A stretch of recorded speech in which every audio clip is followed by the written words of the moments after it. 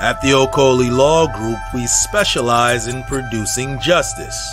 If you or a loved one in the Atlanta metro area is facing serious criminal charges, then you need serious legal representation. The Okoli Law Group is here for you. The Okoli Law Group is here for us. The Okoli Law Group, serious legal representation. Peace, family. I hope all is well. I hope your Monday is off to a great start. It's freezing here in Atlanta. It is 60 degrees. That is cold. That is too cold for spring. So it's freezing here in Atlanta. Guys, do me a favor. Hit that like button. Also, make sure you share and make sure you subscribe. I would greatly appreciate it. Thank you so much for the support. Shout out to Tracy, Irene, who's in the chat room. Again, thank you, Tracy, for being number one, for being first. Hit that like button, share, subscribe, hit that Cash App, all that good stuff, you guys. Oh, my jacket's over there. And I will greatly appreciate it. I love y'all. Thank you for the support over the years. It really means a lot. Like I said, I'm not going anywhere. I am not going anywhere. I will continue to be here, but I need your guys' support. I am humbly asking for your guys' support. So do all that. Cash App, like, share, subscribe, all that good stuff. Really means a lot. Come on a tour, buy a book, all that good stuff. So a couple of announcements before we get started, before we jump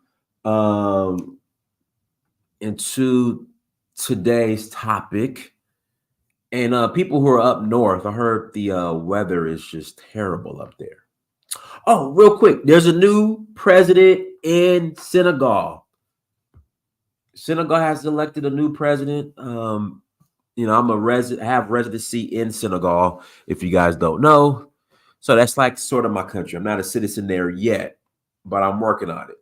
Again, I'm not a citizen there yet, but I'm working on it. Almost there. So shout out to Synagogue on the most recent election, peaceful election. There was some drama leading up to the election, but they were able to work through that. Like I was telling people, Macky Sall isn't crazy. He's not crazy.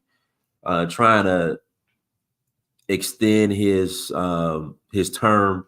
Nah, he's not crazy. They're not going to take that in Synagogue. So they have a new president. Congratulations. I forgot his name. I think last name is Fall, I believe.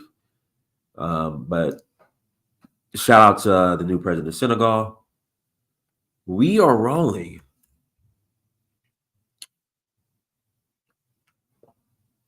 Excuse me. We are rolling to. Let me pull this up. Sorry, guys. Hit the wrong button. There we go. Okay, there we go. There we go. We are rolling to Synagogue in May. Basura. Yeah, we are rolling to Synagogue in May. But not so fast.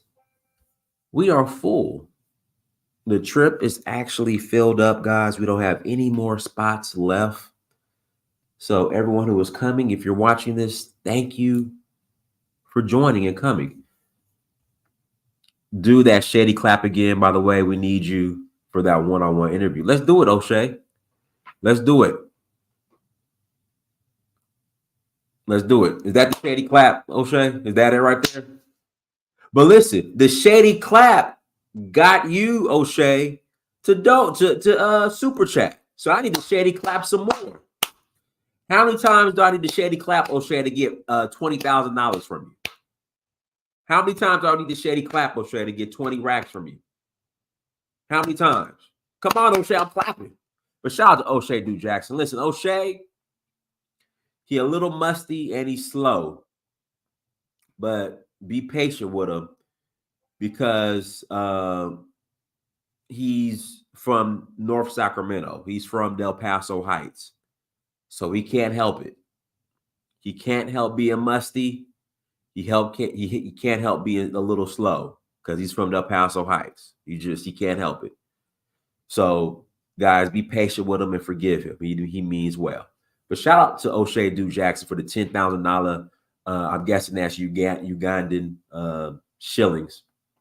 Shout out to you. Guys, the Synagogue Trip is full.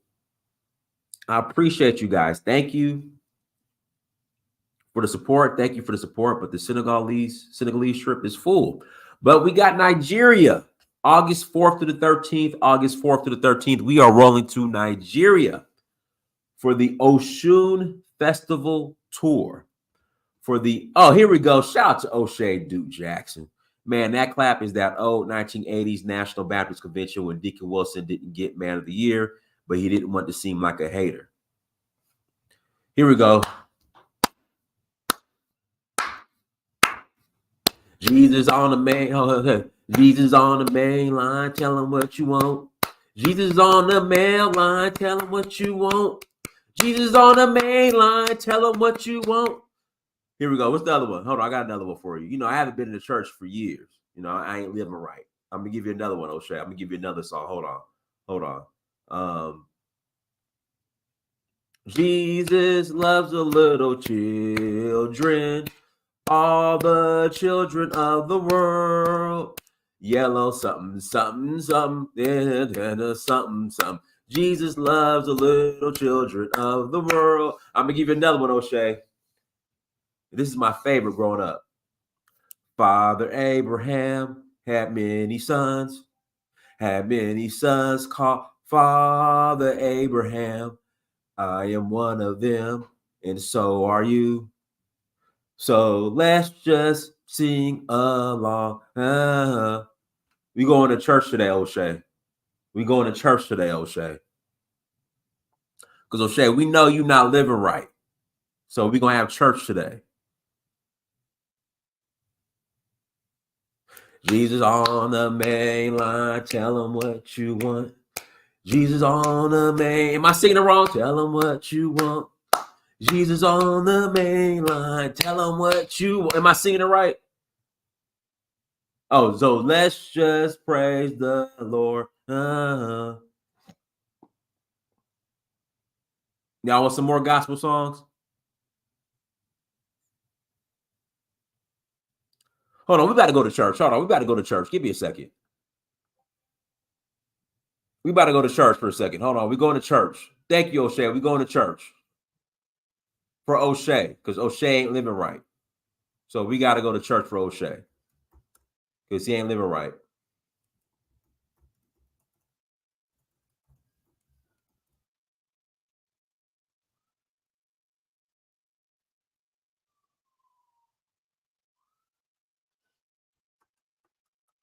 OShea ain't living right, so we're going to church.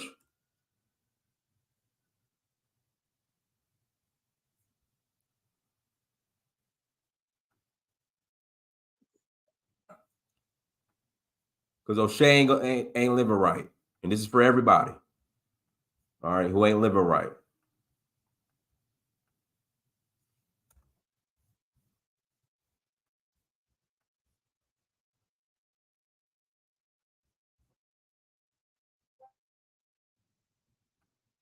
Your pussy. Hey, bring the camera, son. Bring the camera. All the young girls who want to make life with pussy, your pussy will perish with you in hell. May your pussy perish with you. May your smooth pussy, creamier pussy, and tight pussy perish with you. We got to run that back because OShea ain't living right. Hey, I'm OShea Your ain't living right. pussy. It's for everybody. Bring the camera. Your pussy. Leave them girls alone, Bring OShea. the camera, son. Bring the camera. All the young girls who want to make life with pussy, your pussy will perish with you in hell. May your pussy perish with you. May your smooth pussy, creamier pussy, and tight pussy perish with you. hey, So we had to go to church. Blame OShea. Blame OShea Duke Jackson. We had to go to church. All right, so let's get back to the regularly scheduled program. All right, so OShea Festival, August 4th to the 13th. August 4th to the 13th, OShea Festival. And then we're going to Zanzibar, September 22nd through October 1st.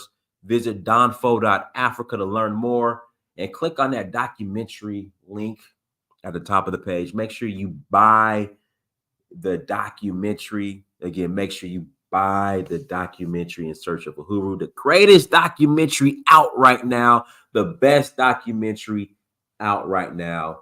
Make sure you check for that documentary, you guys. All right, let's jump into today's topic. I'm going to put the link in the chat room in about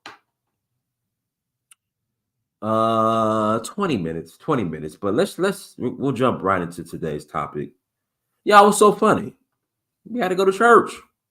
Y'all ain't living right. Y'all, you guys need Jesus. In the last 2 years, you guys need Jesus. more than 175,000 migrants Fair use. hundreds of miles from the U.S. southern border to here, New York City. But once they arrive, migrants still face a precarious existence. And the city government, which is obligated to provide them shelter, is facing serious challenges. These challenges are forcing New York City government, leading a metropolis which has been defined by immigration for centuries, to rethink how it handles new arrivals to America. Karen Yee is a reporter for The Gothamist and New York City's public radio station, WNYC. It's a pretty big monster of an operation to care for what is now about 65,000 migrants in the city's care. When migrants arrive in New York City seeking assistance, they first go to the former Roosevelt Hotel. So again, we're speaking on the whole migrant crisis in New York City and how Black folks are upset that migrants are being put before them. But again, not so fast. Hold on. Why are you upset? Why are they upset? Sleepy Joe Biden, Sleepy Joe, that's what we call him. He said his top two priorities were immigration and the alphabet community, LGBTQ, IAMNOPQRS. Not Black folks. That's what he said. In fact, he said, if you don't know the difference between voting for me or Trump, you ain't Black. You know what you guys did? You went out and voted for him anyway.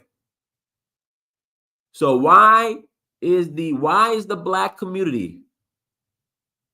Why is the Black community upset at Eric Adams, upset at New York City for putting the immigrants first when Joe Biden said his priority was going to be immigrants? Why are you guys upset?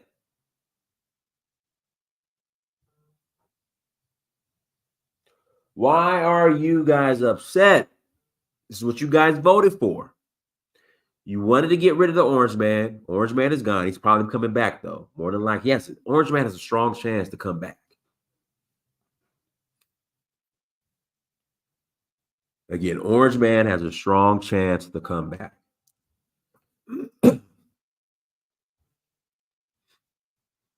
So why are you upset? So this news clip is from PBS, and they're going into detail in regards to what. So if you're, I'm sorry, not illegal, undocumented. We can't say illegal. We gotta say undocumented. We gotta be PC. So if you're an undocumented immigrant, this is what you have access to when you come to New York. And again, the Black community in New York is upset. And I'm saying, for what? This is what you guys voted for. Now a migrant processing center. They're coming from Latin American countries. They're coming from West Africa. They're arriving with no paperwork, often flip-flops, no socks. After a health screening for infectious diseases like tuberculosis, New York City seeking assistance, they first go to the former Roosevelt Hotel, now a migrant processing center. They're coming from Latin American countries. They're coming from West Africa. They're arriving with no paperwork, often flip-flops. All these migrants got on clean Nikes. She said they're all arriving in flip-flops with no socks. I see clean Nikes, fresh Air Maxes. Have you seen the migrants? They be clean as hell. They be fresh. Skinny jeans, designer jeans. I mean, guys, look, let's take a look at this. Let's take a look at this. Let's break this down. They come in designer jeans, skinny jeans, fresh Nikes, Air Maxes, slim jeans, True Religion jeans. They be fresh as hell. Guys, if you look at the migrant caravans and look at them and see what they're wearing, they fresh, clean. Look at it. I run every morning about 5 miles. All right, where's my running shoes at? Over there. You should see how like dirty my running shoes are.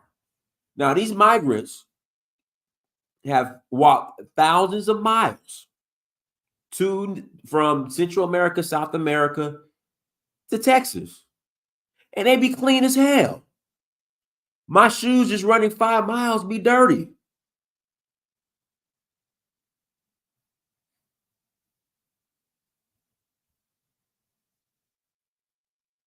Right, the Chinese ones be dripped out. You do have a point there. They be fresh. Let's get back to it. Flops, no socks. After a health screening for infectious diseases like tuberculosis or chickenpox, migrants then enter a complex web of city services.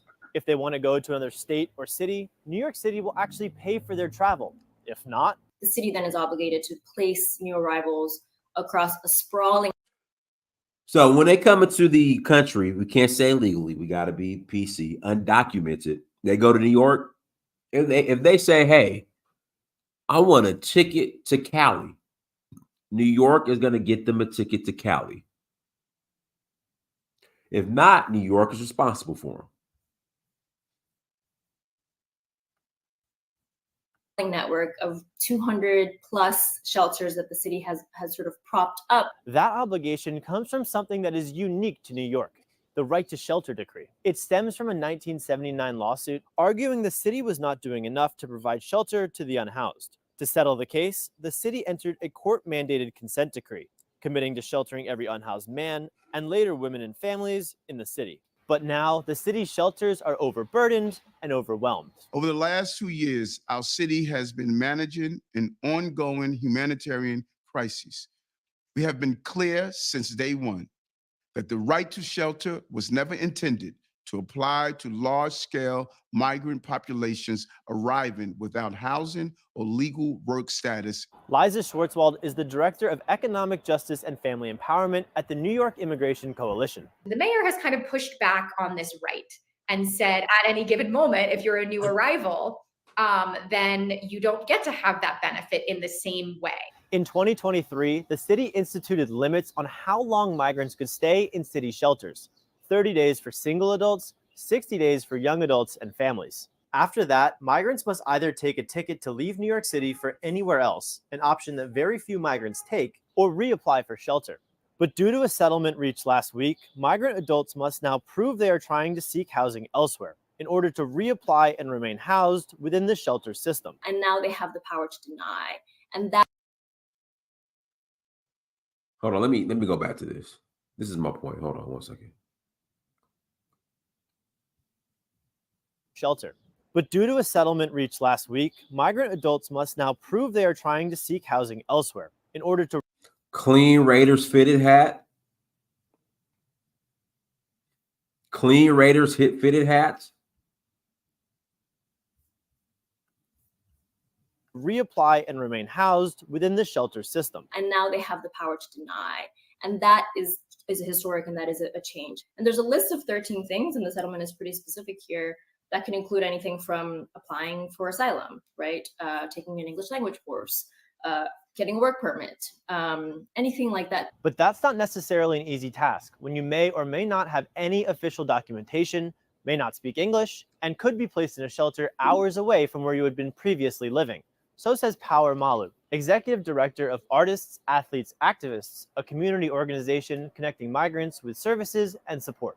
So what you're having is organizations like ours have helped them to apply for certain things, and they're waiting for their mail, and they're moved after 30, 60 days, and then they go back to the place where they were staying, and they're told your mail is not here and we can't help you. But the migrant crisis in New York is not happening in a vacuum. The truth is, the migrant crisis is sort of like the frosting on top of an existing affordability crisis that is here in New York and in other cities. We want people to have a safe place to sleep at night, but then they're not given access to childcare, so they can't leave their children. They're not having their work authorization, so they can't go out and get a job. And all of these pieces are making it very, very difficult for them to find stability. While some migrants claiming asylum can work right away, depending on where they are coming from, many can't. Those asylum seekers are subject to a 150-day waiting period before applying for working papers. What that's meant is that many of the families who, quite frankly, would come and immediately begin to work and to try to build lives for themselves, they're being stymied. That forces many migrants into an informal labor economy to try to make ends meet, finding jobs such as food delivery drivers or day laborers. And for migrants who have crossed oceans and continents in hopes of finding safety in New York City, it doesn't feel like that, says Malu. A lot of the migrants are dealing with a lot of depression because of the treatment that the city is giving them. We're seeing. I mean, depression. Come on, y'all. I mean, come on.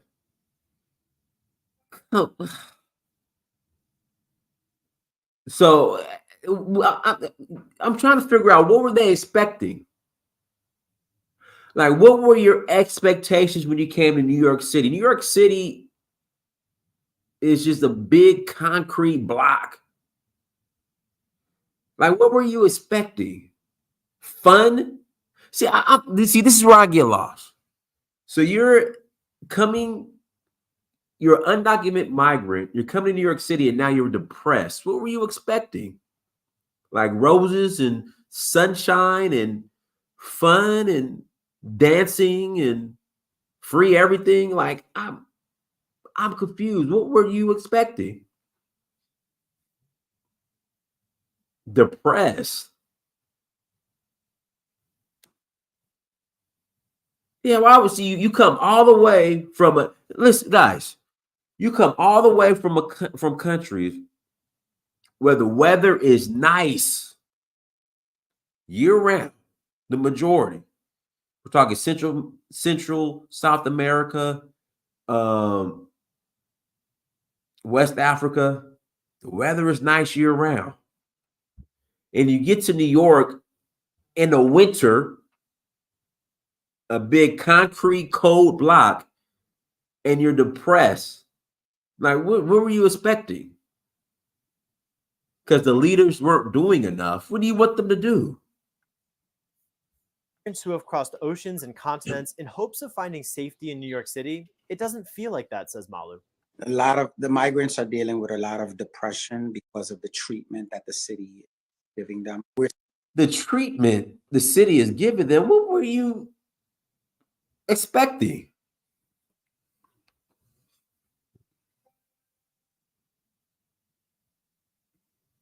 You're coming to a cold, violent, one of the most violent cities in the world, cold, violent city like New York, and you're like, oh my God, this is not what I expected.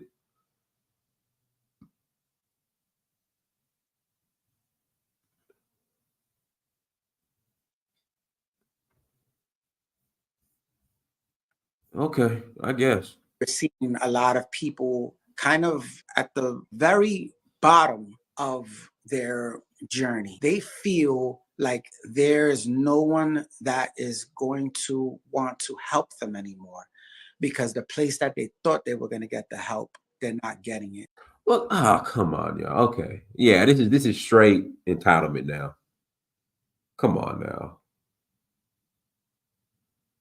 Come on now. Come on now. What kind of help are you expecting? See, what needs to happen, you need to tap into your existing communities. That's what needs to happen. I mean, what kind of help are you expecting to get from New York, from Eric Adams? Now it's not happening, you mad. On March 14th, New York City was allowed to apply for $106 million in federal reimbursement funds for housing migrants, aid money that was allocated last year, but that has been held up in Washington. The city government says that they have spent $4 billion on the issue so far, and that the crisis could cost upwards of $12. Listen, they spent $4 billion so far on this immigration issue. And see, look, I understand. I get it. I understand why Black Americans are upset. Because some are. It's just they don't leverage it the right way. They're like, okay, when we demand stuff, you guys say you ain't got the money. But you got $4 billion for these undocumented immigrants. But the catch is, Black folks don't ask for nothing. You know what black folks do? Whenever there's someone that asks for something specifically for the Black community, here comes Black politicians and talking heads and political pundits. You know, so-and-so isn't the leader or president of just Black folks. They're the leader and president of everybody. You can't get that specifically for the Black community. So I understand why some Black people are mad, because they're like, listen, we're ADOS FBA. We built this country. You guys don't give us nothing, but you have the nerve to give undocumented immigrants $4 billion. But I have to come back to this. What did you vote for? You gave away your vote. Sleepy Joe told you that immigration and the LGBTQ community were his top two priorities, not Black folks. So why are you mad? Like, I get why you're mad, but what did you vote for? So let these immigrants be great. Let them get their $4 billion. And I think he was going to say it's upwards to $12 billion. Let them get their $4 billion. $12 billion over the next 3 years without policy changes. And with legislation aimed at helping the migration crisis on the federal level being blocked in Congress, New York City is left grappling with this slice of a global humanitarian crisis largely on its own, both politically and financially. New York has always been a beacon of hope for the immigrant, right? We have the Statue of Liberty welcoming immigrants, asking for your poor, your huddled masses yearning to breathe free. Like, that is the reputation that we have built and that we try to live here. For the PBS NewsHour, I'm Tim McPhillips. African Rattle, go ahead. Hey, go ahead. Hear me? Go ahead. Hey. Okay. Thanks for having me. I've been watching this Migrant Crisis thing, and it's been interesting.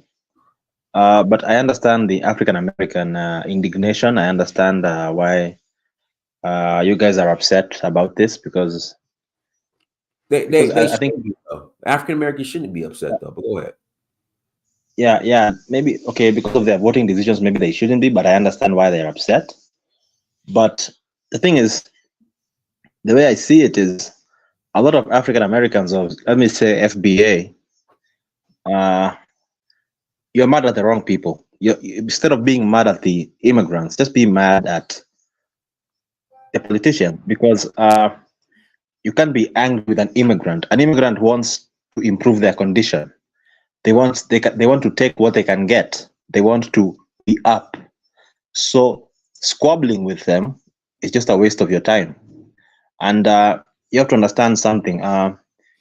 America is a capitocracy. Like, this is pure capitalism. Like, it's just like, okay, we need more people to work to get these low-wage jobs and work, and we'll get them from whenever we can get them.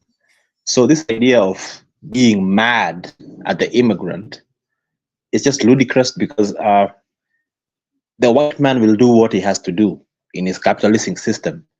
So what you need to do, maybe vote better, but I don't even think that will help you, because even the Republicans will get some immigrants in. Because the Republicans, don't let them lie to you about, we'll shut the border and all that stuff. They might do some of that, but they are even more capitalistic than the Democrats. So there will be some people coming in that are undocumented to work those jobs that they need worked. So it's kind of like you guys are just okay. You can be mad about it, but it is what it is. They need new people to come in. So fighting immigrants is crazy. And another thing is, you're fighting immigrants over these benefits because they're getting benefits. Because I saw a previous episode where people were arguing about immigrants who are mad at immigrants getting welfare and benefits like that. And I'm like, yeah, they will get that, because if they want them in the country, they must give them some money to get them started. And you don't have to worry about them being on welfare for so long, because one thing about an immigrant is immigrants getting benefits or welfare, it's very hardly ever generational. Like an immigrant will come, get some welfare for the first year or two, and then they elevate. So the question you have to ask yourself is, if you're constantly the ones fighting immigrants because they're getting welfare, is welfare generational for you? I'm not saying every Black American is generational for. I'm just saying a section of them that have a problem with it, that are so irate and angry.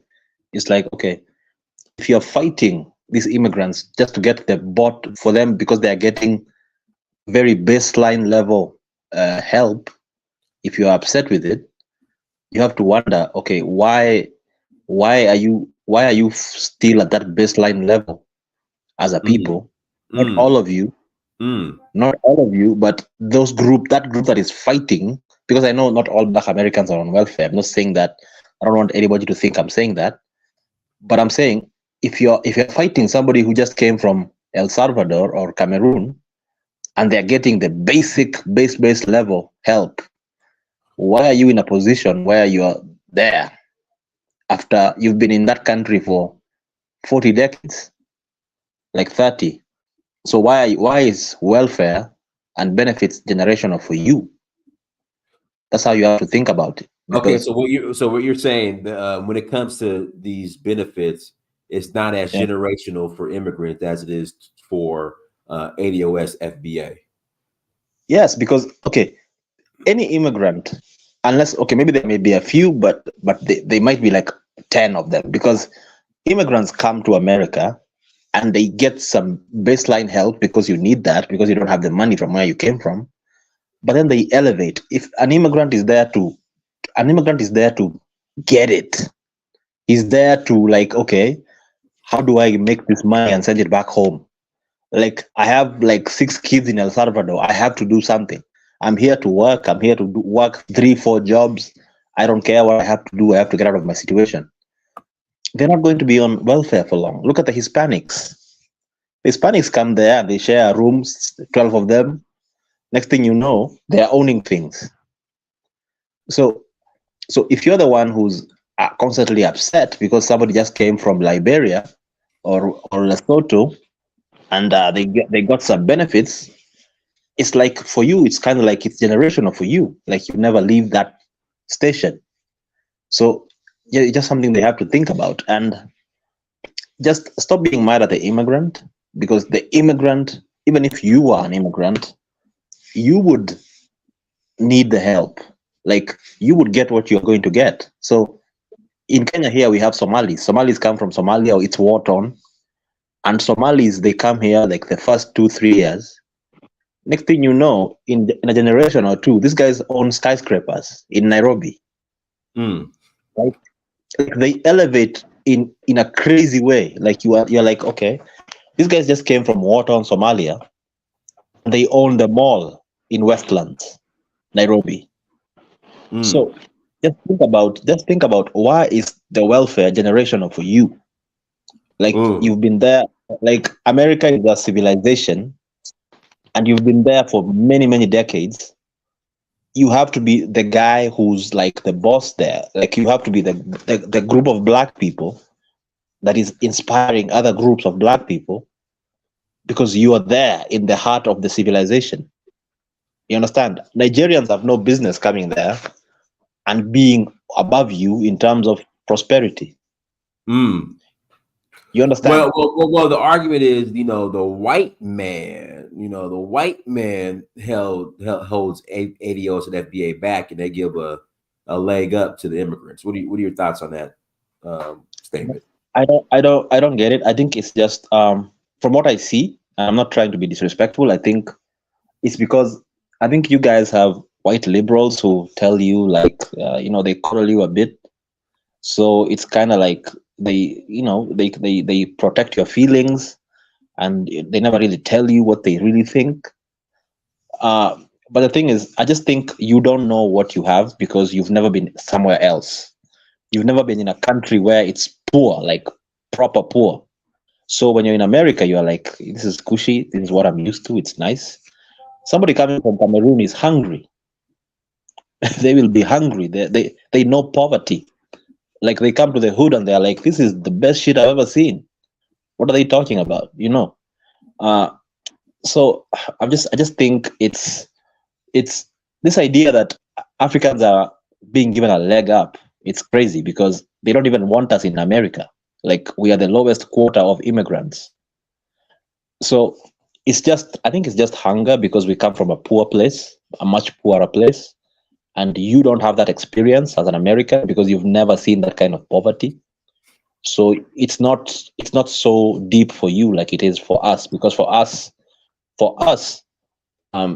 we come from places where it's so poor. So when we come there, it's like, this is our meal ticket. This is how we get our families off the ground. You understand?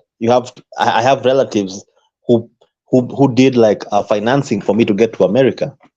And to be honest, if you go to these colleges in America, if you go to these engineering programs and things like that, if you see a black person is an African, like a lot of black Americans, maybe they take the social studies, maybe they take the historical studies, maybe they take.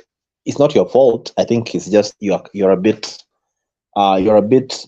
typecast in America, so you don't see yourself like in that space where you're supposed to be doing those top level infrastructural things. But I think it's changing. You guys are coming up because there's a lot of African American tech people now that are doing very well, especially the women. So it's just going to take time. But my point is, don't be mad at the immigrants. They're just doing what you would do if you were in their shoes. So just be mad at the politician, be mad at Sleepy Joe. Don't vote for him again. Can I say something?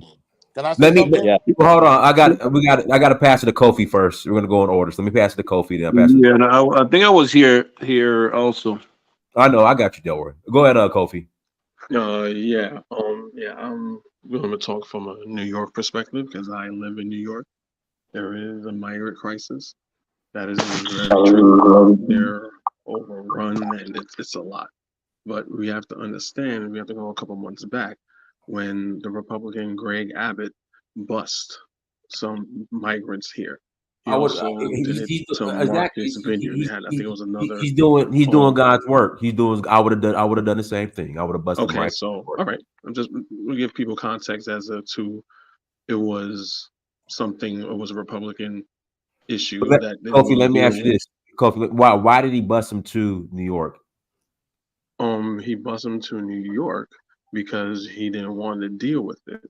And right, but what was so when Trump was in office and shortly after when he lost re-election, Mayor Eric Adams, how was his response to the immigration? Like, what was he saying on camera? Like, we need immigrants, we love immigrants, bring them here, all this blah blah blah blah blah. So why are you upset? And you guys are a sanctuary city. So why are you upset that Governor Abbott just said, okay, if you guys want them, we'll send them to you? Okay, well, there's two reasons with that. If you the video you posted earlier, it says that he mentioned that we're not prepared for people just dumping immigrants off. So when he's speaking of that, when there's a system in place all over the United States for who's coming in, right? New York State has control of who's coming in. As a matter of fact, Eric Adams is suing No, they Greg don't. Abbott No, they don't. for trafficking, no, for no, human they don't. trafficking. It's a sanctuary city, so it's a Yeah, but sanctuary for a reason. So they don't have that's control true, but you're conflating two different things. I'm Something not. being They don't have control yes, over. I just explained it. All states has control of, especially New York City, right? You have people that come in here through planes. You have people that come here mostly just planes, right? Because it's way up north. So if you're coming through here, it's not like you're in Miami. It's not like you're in Texas. You can't walk over. You can't swim over. You have to fly over. So New York City has control of the immigrant population that comes here. Obviously, they don't care about the Canadians because this is about Black and brown people coming in. They don't care about the Canadians and the other white people that are here to overstay their visas. You know, Republicans don't care about that. We care about the Black and brown, the illegal Black and brown people. The hell with the white people. So, as I was saying, so it's a problem that New York has. Also said, so you're saying that they're giving them free money. That's partially true, but not completely true. No matter what state you're in, right? If you're a homeless and you go to a homeless shelter, they have to, if there's enough beds, they have to provide you food and shelter. That's a humanitarian thing that has to be done no matter where you are in New York. So since Abbott sent all these people here, without us knowing, without permission, this is what's creating the problem. Don't play the victim now. Don't play the victim now. Hold on. You can call it whatever you want. In fact, let me I'm pull just this telling video you up. what This the current is events are. Eric Adams. This is Eric Adams. Hold on. This is Eric Adams right here. I posted a video in the private chat. That what that Eric Adams addresses what's going on. Yeah, he's addressing it now, but it was all good back in the day. It was all good. Hold on. Build homes, but we build relationships. Whether you discover us from Lennar.com. Sneakers this morning. Eric Adams went to extremes last night to promote the administration's new tent city for migrants. He spent the night under the enclosure at the Brooklyn Cruise Terminal. He slept on a cot. The mayor played video games as well last night, laced up his sneakers this morning. Adams pointed out he picked the coldest night of 2023 to sleep at the facility, and he says that proves it's warm and welcoming. I mean, enough said. Warm and welcoming. Warm and welcoming. I mean, he's virtual. Bring the immigrants. Bring them warm and welcoming. Now you guys want to play the victim. I don't know what relevance that is, and you denying simple basic. Now you guys want to play the victim. Okay. Like I was saying, I'm just reciting current events that happen as of why the migrants are there, and I posted a link in the private chat, I believe, as of to him addressing all this, trying to get rid of the migrants. And again, he's also suing Greg Abbott for trafficking, which is also against the law. That shit would get thrown out. Trafficking. Okay, that's fine.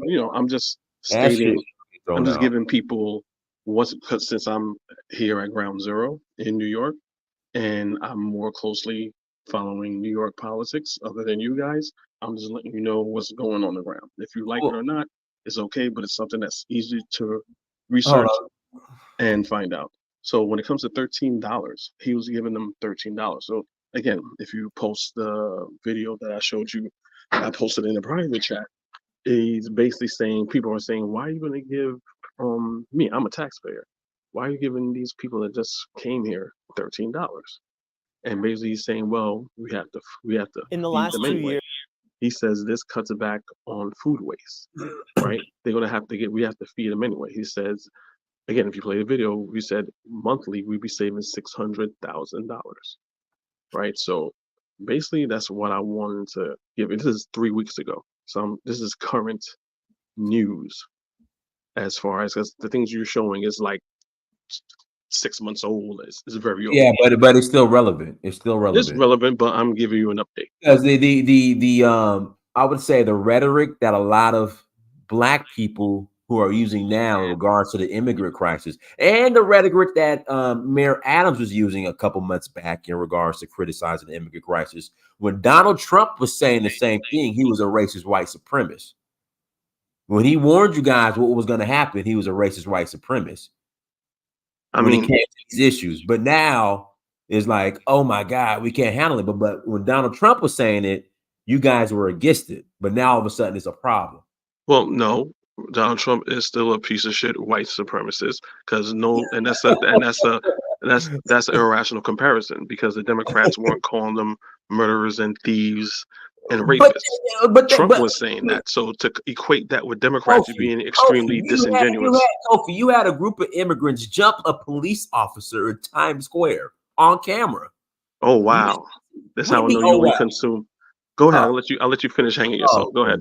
But this is the average mindset of a liberal in New York when it comes to immigration. Kofi's playing brand new. Hold on. Okay, now and you're the average and you're the average QAnon MAGA migrant populations arriving without housing or legal work status. Liza Schwartzwald is the Director of Economic Justice and Family Empowerment at the New York Immigration Coalition. This is not old. This is from 3 days ago, Kofi. And said at any given moment, if you're a new arrival, then you don't get to have that benefit in the same way. In 2023, the city instituted limits on how long migrants could stay in city shelters. 30 days for single adults, 60 days for young adults. Hold on, let me get to this part real quick. Hold on. While you look for that, I'm going to respond to what you said. And once it play, I'll stop. The situation you're talking about, this is why you're in a MAGA echo chamber. What happened in Times Square, it was these freaking guardian angels. They thought they saw a migrant that was shoplifting. It was on Sean Hannity's show. They tackled the guy, say, we got these goddamn migrants and stuff like that. Come to find out, it was a Puerto Rican man from the freaking Bronx. He wasn't a migrant. But to races, all Hispanic people are migrants. That guy now is suing. So that example that you gave is a very poor example, and it shows that you're in an echo chamber. Kofi, you're so full of shit, Kofi. Anyone could look this up. So why you gotta? I'm gonna play the video after ad this. hominems again. That's how I know you. I'm right. You gotta tap me. Oh, because you're full of shit, Kofi. Okay, and you're in an echo chamber. They did have that on the news though, Dennis. It was on the regular CNN news. No, I'm talking about the incident where the migrants jumped the police officers in Times Square. Oh, okay. But they did make him the Hell's Angel, or what the hell they call them. They did make a mistake. Angels, yeah, guardian angel. I should know. I grew up in New York. Exactly. Yeah, they did jump a Puerto Rican. It does say with a migrant. Okay, and then yes, the thing with the police that has happened. What does that is true. To do with the migrants jumping the police officers? That's what I'm talking. No, that is 100% true. That is 100% true. Different. But you're trying to make it seem like that's the norm when statistically showing. Where are you conflating issues? What are you Statistics show that American-born people commit way more crimes than migrants. And immigrants. American-born, Americans are way higher to commit crimes than migrants. But you're repeating a Fox Trump talking point, so it's expected.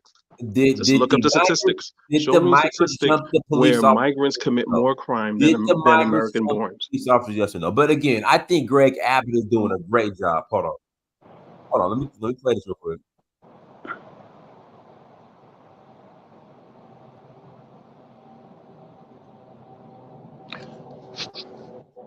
Here we go. This is the part right here.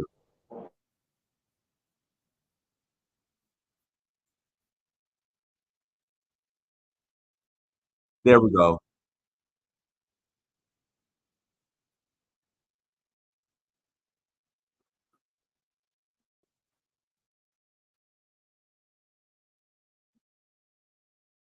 There we go. That says that's the typical liberal New York. So why are you guys complaining? Why are you guys complaining? Take your poor, bring your poor. Why are you guys complaining now? This is what you guys asked for. This is the mindset of the typical New York liberal. Let me run that back one more time. So why are you guys? It was on mute. It was on mute. No one heard that. You know, MAGA isn't that smart. So you ran the video on mute. No one heard it.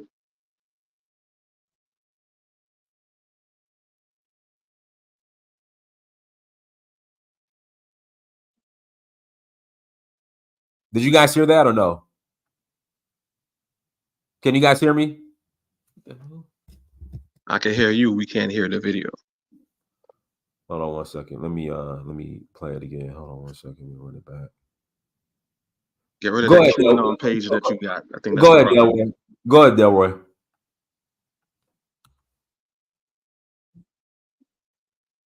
Can you guys hear it now?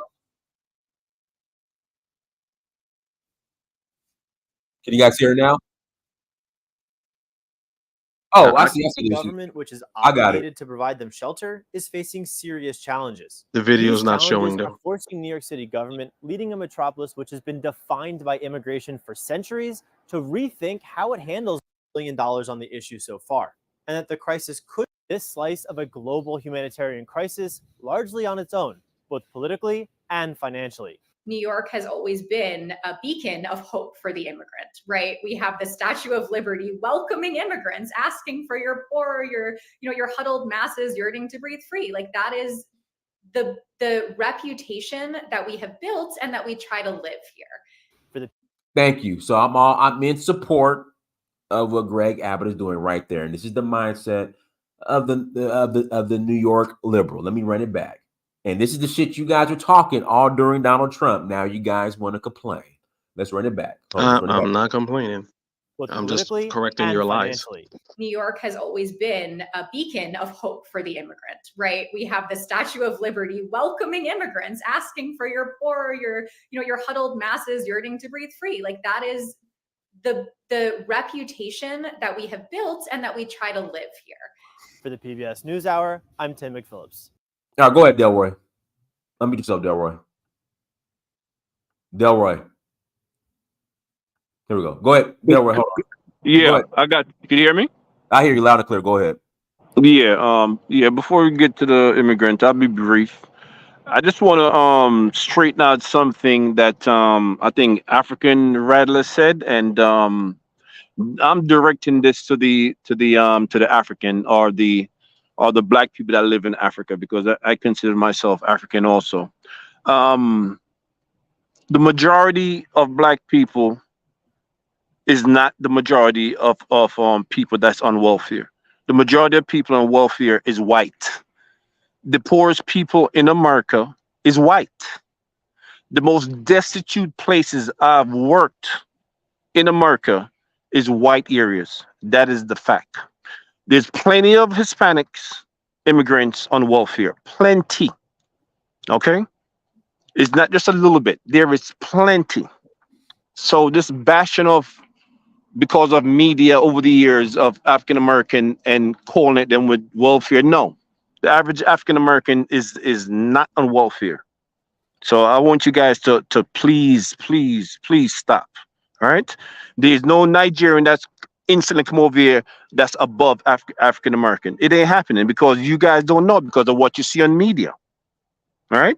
So I want you guys to stop that. Now my take on the immigrant now, I think America deserve what they get, okay? Because if we, America, I'm talking because I'm American now. I'm from Jamaica, but I'm American now. If we didn't go over to all those countries, from the Caribbean to South America to Africa, and F up those countries, put whatever dictator they want in there, eliminate who they don't want, take what minerals and resources that they want, and dictate for the past 50, 60, 70, 80, 90, 100 years, whatever it is. This is what you get. And for years I've been preaching, it's going to come back to haunt them. So them immigrants coming in, let them come. All right. And as far as what Diana said, and Texas governor sending them to New York, I don't blame. New York's a sanctuary city, so I can't blame him either. All right. Texas is, I worked in Texas for a year. They're overwhelmed with immigrants also. And the immigrants that came there earlier, they already integrated, got their paperwork, in Texas. Texas is full of immigrants, right? But they're already integrated. They were once undocumented before, but they're not anymore. But they're full now. So I don't blame the Texas government for pushing them out outside, right? That's all I'm gonna say about it for now. So I wanted to be brief. Can I speak? Well, hold on, Brandon. We'll pass to you in a second. Let me pass it to Cosmic Chaos. Go ahead, Cosmic. I just want to reply to that brother African Ratul or whatever his name is talking about those things. He talked about immigrants and Black Americans and whatnot. I want to reverse the question and ask him, as an African, how come we have not built anything? How come as Africans, as Nigerians, as Ghanaians, and as Kenyans, how come for the past 60 to 100 years, how come we have not built a very large economy that can feed ourselves with? How come we have land, we have culture, we have everything that you need to build a very great civilization, and we have not built that? How come? I want you to come back online and come and answer that question. Because the richest continent on earth. You're right. Exactly. Because it seems that we Africans want to talk down Black Americans as if they are in control of their social economics. Okay, yeah, they did build that. They built Black Wall Street. They built all kind of estates that was wealthy. Who destroyed it? White Americans. That's not true. So please stop saying those things. A lot of Black Americans in this country are wealthy. Stop believing everything you hear on media. That's what I gotta say. All right, go ahead, Brandon. Yeah, it's like none of these dudes really understand the context of the situation. I mean, if you look at Delroy and Kofi, the countries they come from are like basically brothels, right? They're in chaos. It's just it's horrible. So when they come to America, they're like, yeah, America gets what they deserve. But when it comes to their own people, like Black people, they don't want to take responsibility for the role that they play in the role we play in our own demise, right? So it's like you tell the white man, oh, you get what you deserve, but then when someone calls you out, it's like, oh, but it's somebody else's fault. The reality is this is a country that has laws in it, and people come to this country, no matter what the Statue of Liberty says, they have to come legally, right? And when the illegals come in, somebody like Delroy will say, oh, America gets what they deserve, while at the same time claiming to be pro-Black, not realizing that Black people, Black Americans, are disproportionately affected by the influx of illegal criminal alien migrants. So it's like you're cutting off your nose to spite your face. The white man is not being hurt by illegal immigration. He's making just as much. He actually wants them to come in so they could work for him for cheap. We're the ones being displaced from our homes. We're the ones being pushed out of our jobs. We're the ones who are losing our access to resources so they can be given to illegal criminal alien migrants. So what I keep trying to tell you guys is the very people who claim to be pro-Black, they are more anti-Black than the white man.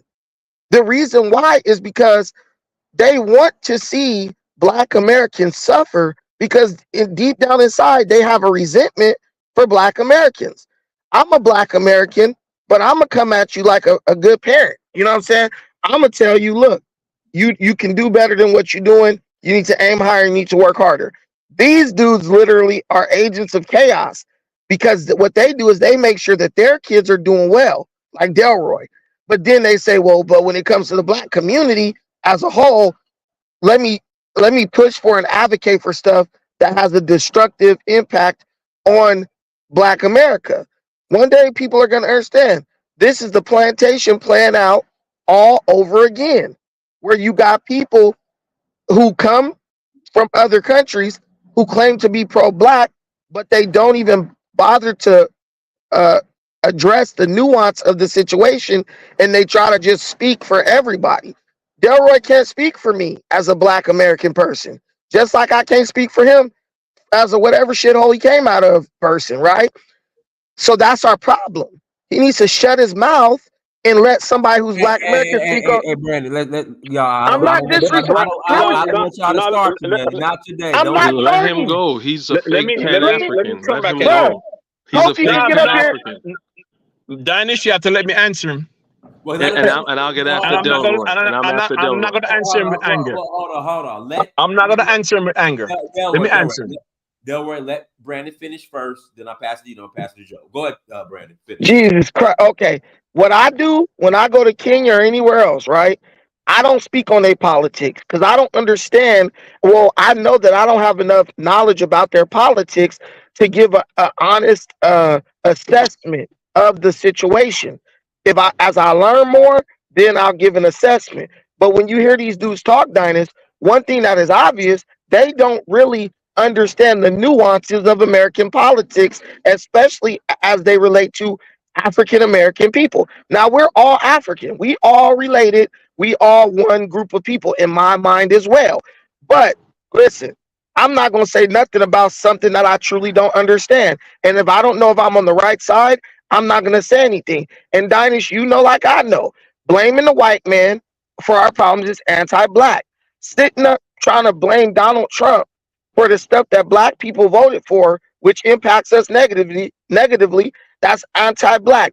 Any person trying to absolve Black people of their responsibility for the things that happen to them is anti-Black. The other brother, Rattle, I'll give him a pass. He don't understand that we're the ones who destroyed our own economy. He don't understand that Martin Luther King did more to destroy the Black economy than any white man ever. He don't understand that we begged the white man to let us up into Major League Baseball and let us shop at Sears Roebuck so we could take our money out of our own economy and stuff like that. He needs to be educated. These other dudes need 1,000 lashes.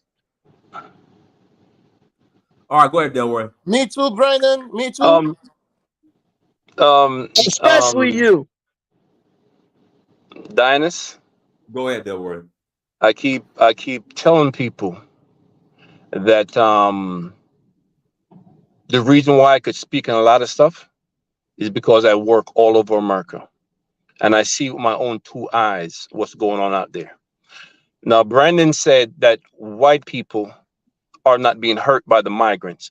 I'm going to tell you that you're wrong, because all those small towns that's scattered all over America, Mississippi, Kentucky, you name it, all over America. I've been to all of them, right? And those white people, right, that you say is not being affected, they're being affected directly because the same factories, right, like Tyson that fired everybody the other day and hired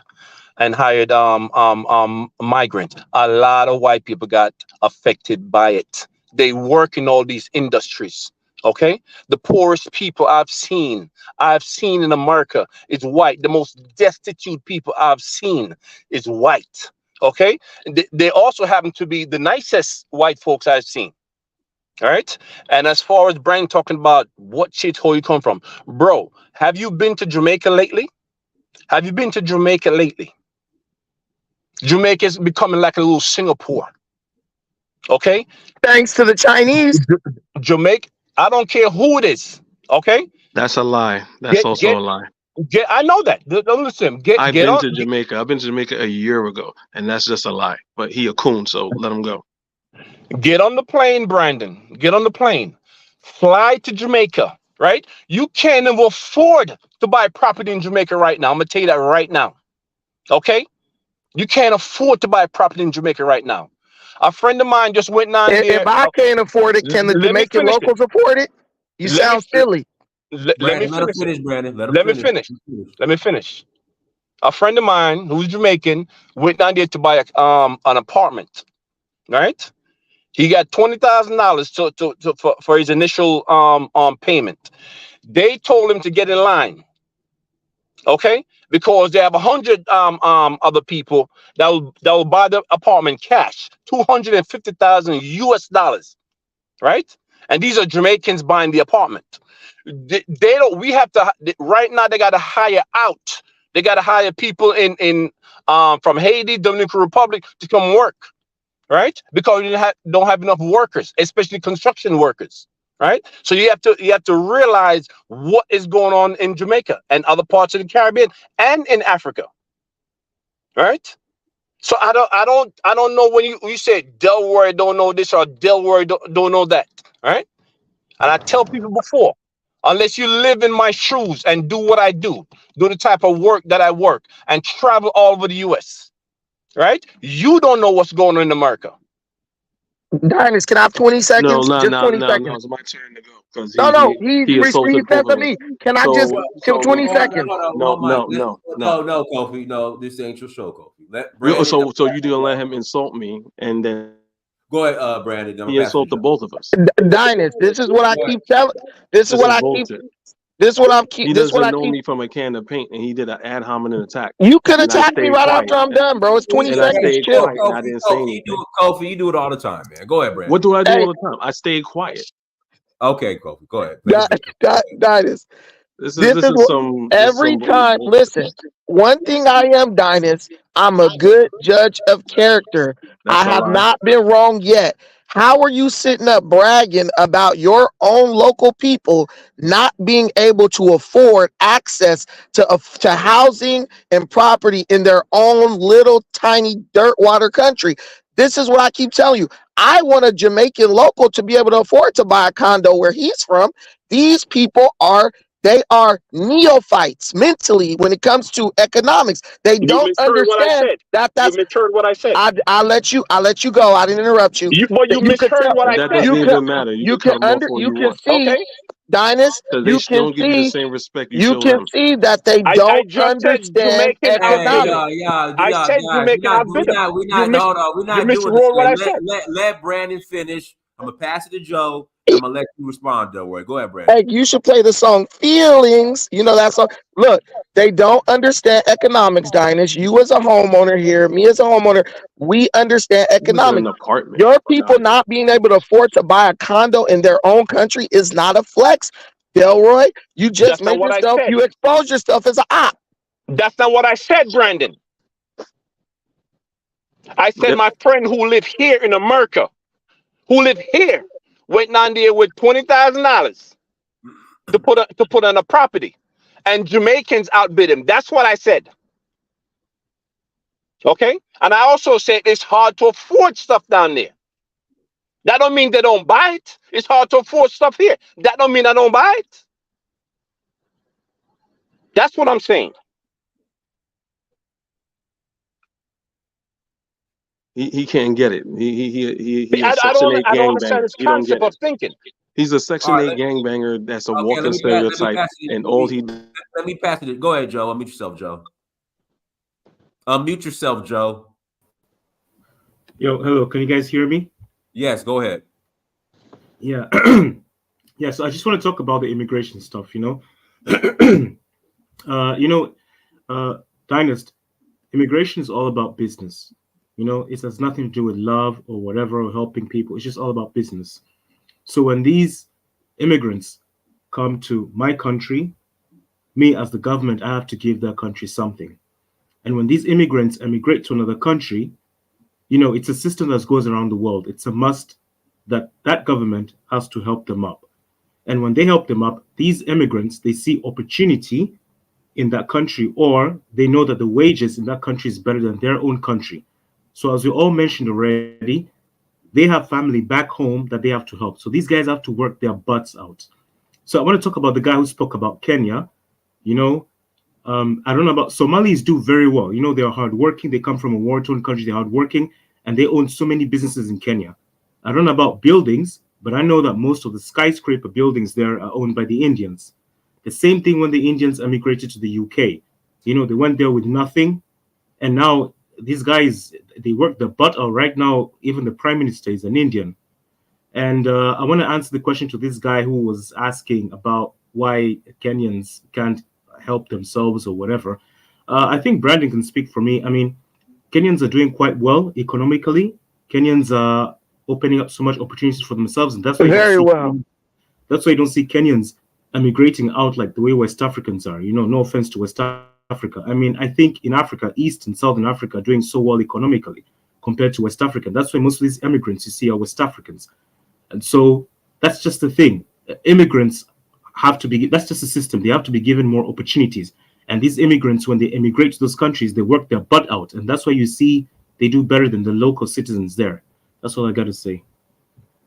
All right, go ahead, Kofi. Kunta Kofi. Go ahead, Kofi. I'll pass the Black Beauty. Go ahead, Okay. Kofi. Like I said with the ad hominem attacks, this is why Brandon is a fake Pan-African, a grifter. It's okay.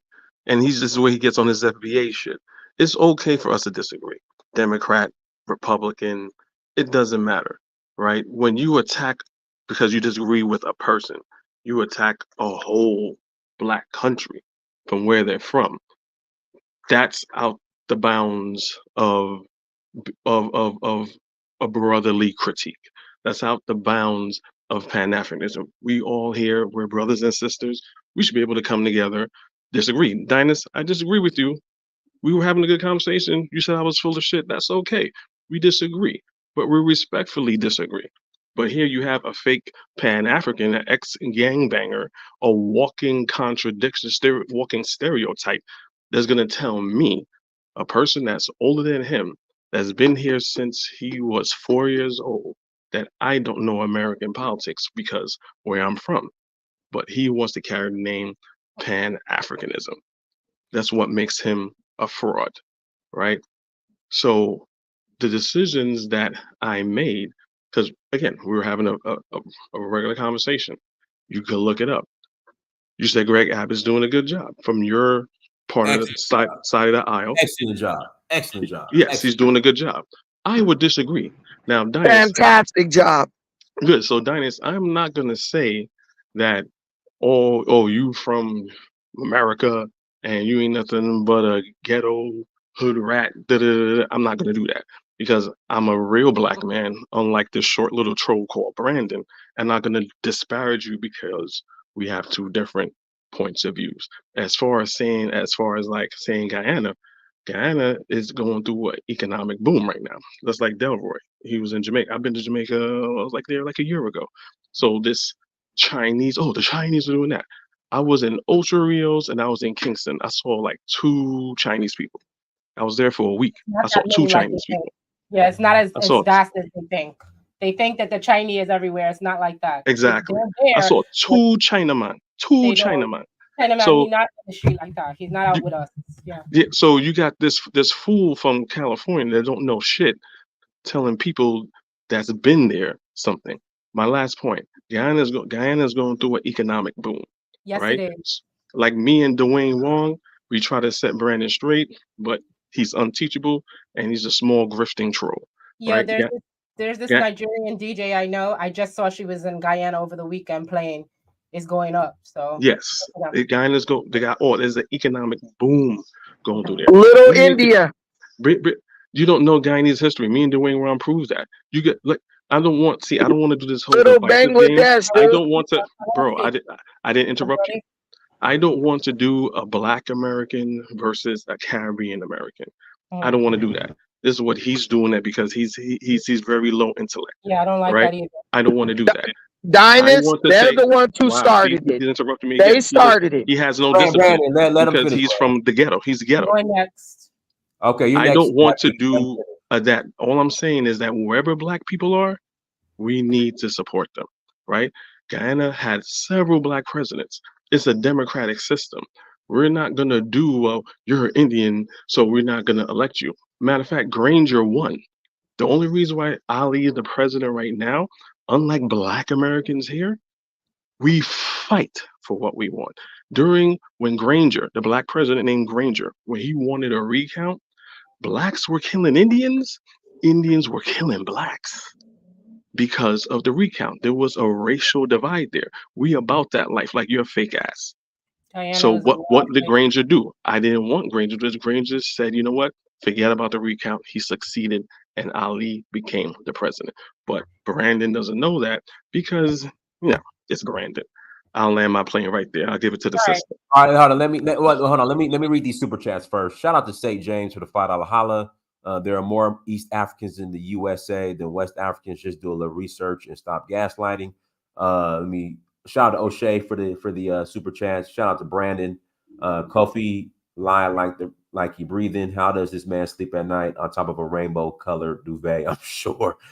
Breeze So Texas would be stuck taking care of 10 million illegals. Diners, get this clown off the mic. Brandon, but they are murderous thieves. Kofi like that. And shout out to Ronique for the $50 Cash App as well. Appreciate you, Ronique. Thank you. All right, go ahead, Jackie. Okay, I just want to say, number one, first question I'm going to pose is this some sort of competition? I thought we were Pan-Africanists. And then I want to go and speak from two different sides, because as you know, my mother's Black American. My grandmother raised me. That's a Black American woman from Louisiana. And my daddy, I just spoke to him yesterday. He's from St. Anne Parish in Jamaica. And I want to compare my two families, because I want to let you know that from I was a little kid, my Black American family been up. They've been up. Like, just because I'm out here in New York getting it, I will venture to say that if you put me against most of my African friends, I even make more money than them. I do better than them. It's not a competition, but I think what we need to understand is that Black people, the reason why we're being removed from a protected class is because we've been up already. I'm going to tell you where my Black American family own property in this America. They own property in San Jose. They own property in Little Korea, Los Angeles. They own property in Chicago, Illinois. They own property in St. Louis. They own property in parts of Tennessee, Memphis, as well as Nashville. They own property in Florida. They own property in the Bronx, New York. They own property out here in Brooklyn. My family, my Black American family, they up. Just because my mother done fucked up, that don't really speak for the majority of my Black American family. I'm going to also let you know that when I came back here from Nigeria, I sent cards out to all my cousins, my young cousins, and I was trying to figure out where everybody was at. Virginia, South Carolina, North Carolina. They bought homes. They left this place. It's just me and my one little cousin that's still up here. They done got their houses. They good. Now, I call my father now. This is a man that moved here from Jamaica, into his mother's house in the Bronx. My father doesn't own no property yet. He's staying with my brother in Connecticut. He just went down with my sister to live in her house now in Virginia while he rents out his mother's house in the Bronx. He's not doing better than my Black American family. So I just want to debunk that notion. I also want to remind people that we are Pan-Africanists. Let us join hands. We are trying to do this shit together. I also want to remind Brandon that we are no longer a protective class, Brandon, because we get in this money in America. So we can't shit on Black Americans, because the only reason why people like myself, Dynast, and Brandon are able to even repatriate Africa is because we got that US dollar, because we up. So I just don't want to start shitting on these Black Americans. Every day I see them, they getting money. When I walk into my bank building, the majority of the Blacks that are working in there, they're like Black people that went to like Howard and all these great. I'm like, damn, I should have went to one of the historical. I stayed up here in New York. But I should have went to one of the historical. I'd be making a little bit more at the firm. They make more than me. The ones that went to Howard, Spelman, Clark Atlanta, they make more at the firm than me. So I'm just, let's not shit on Black American people. When it comes to Black people in the world, we are the top of top. That's it. Now go. Sister, can you talk about the Chinese in Jamaica, the false narrative of Chinese Can in Jamaica? I say something? The Chinese man. The Chinese man, let me tell you something about the Chinese man. The first person to ever give me my job was a Chinese woman. I used to go all the way from the Bronx to Queens. I was 12 years old. She taught me how to use Excel. Let me explain something to you about the Chinese man. He don't want to live in your country. He comes to get your resources, come get your money, and take it back home to China, Singapore, and Malaysia. They don't want to live here. One day I walked into my job. I've been there for like a year and a half. I said, "Where's Susan?" "Oh, Susan decided she's done with this country. She took her money and she's going back to China." This is how they do. They don't want to stay in our country. They don't want to live next to y'all niggas. The Chinese man ain't nowhere. You'll find more Germans living in Jamaica than you will, more Indians and Germans living in Jamaica than you will the Chinese man. He comes out there, he sets up his businesses, make y'all nigga work for him, take his money and go back home. That's how they do it. Hey, Jackie, we can't say the N-word, Jackie. We can't say the N-word. Hey, Can I say something, Dynast? New Yorker, baby. We can't say the N-word, but we can't say the N-word. N-word's not allowed. Go ahead, Brandon. I'm gonna pass it. Okay, real quick. Here's the thing.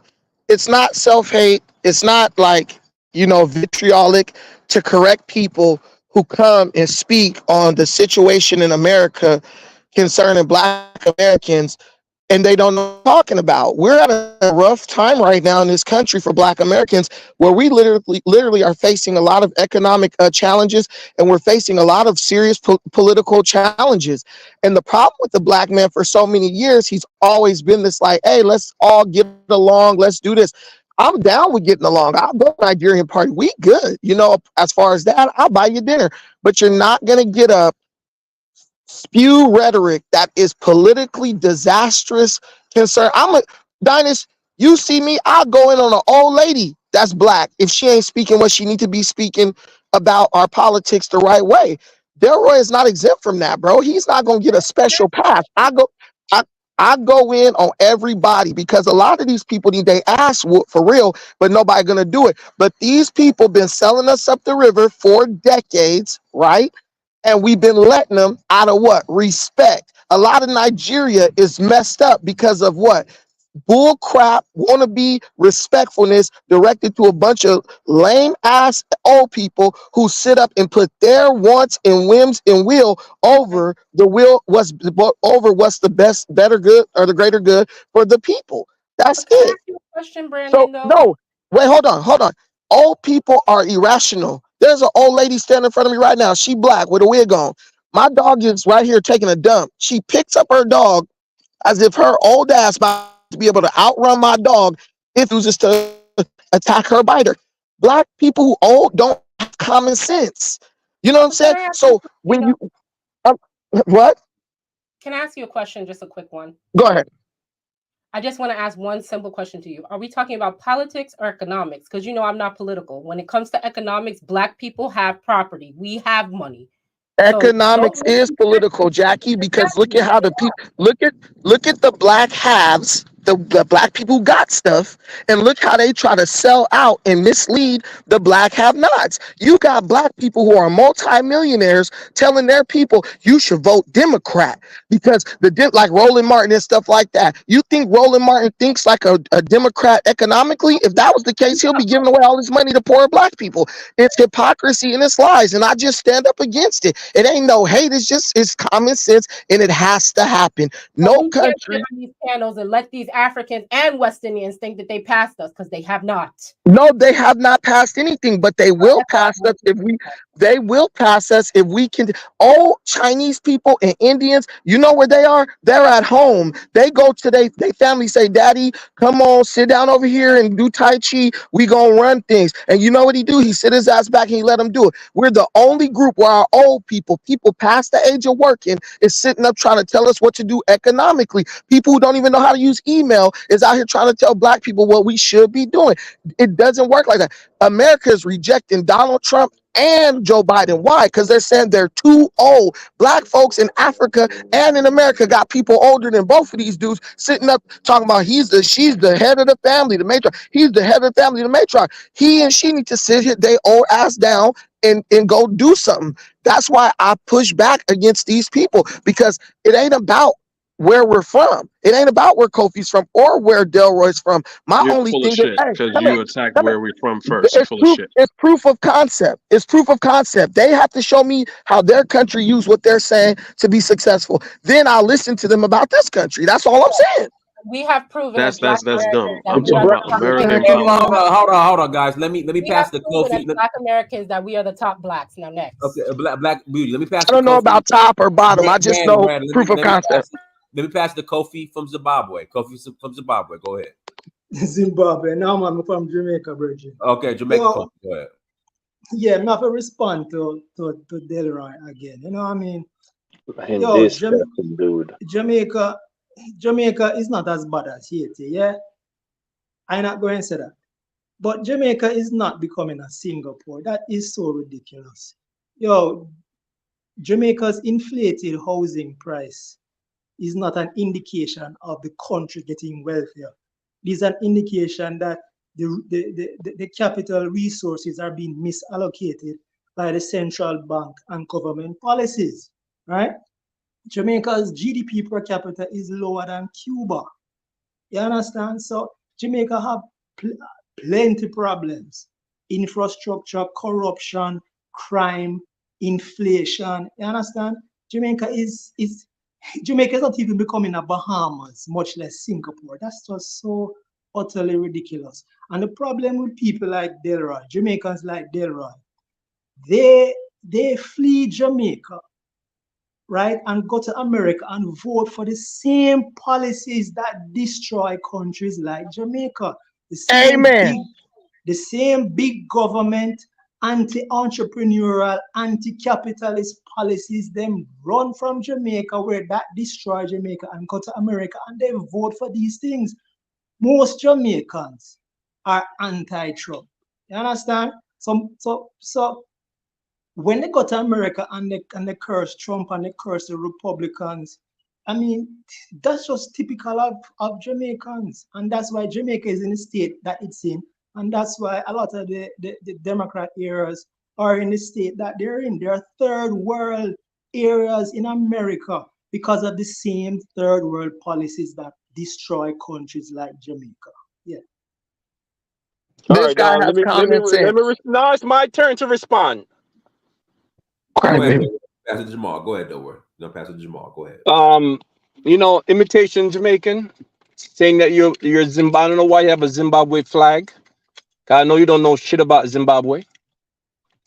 First of all, you say I flee Jamaica. I came here when I was 7. You did. Okay.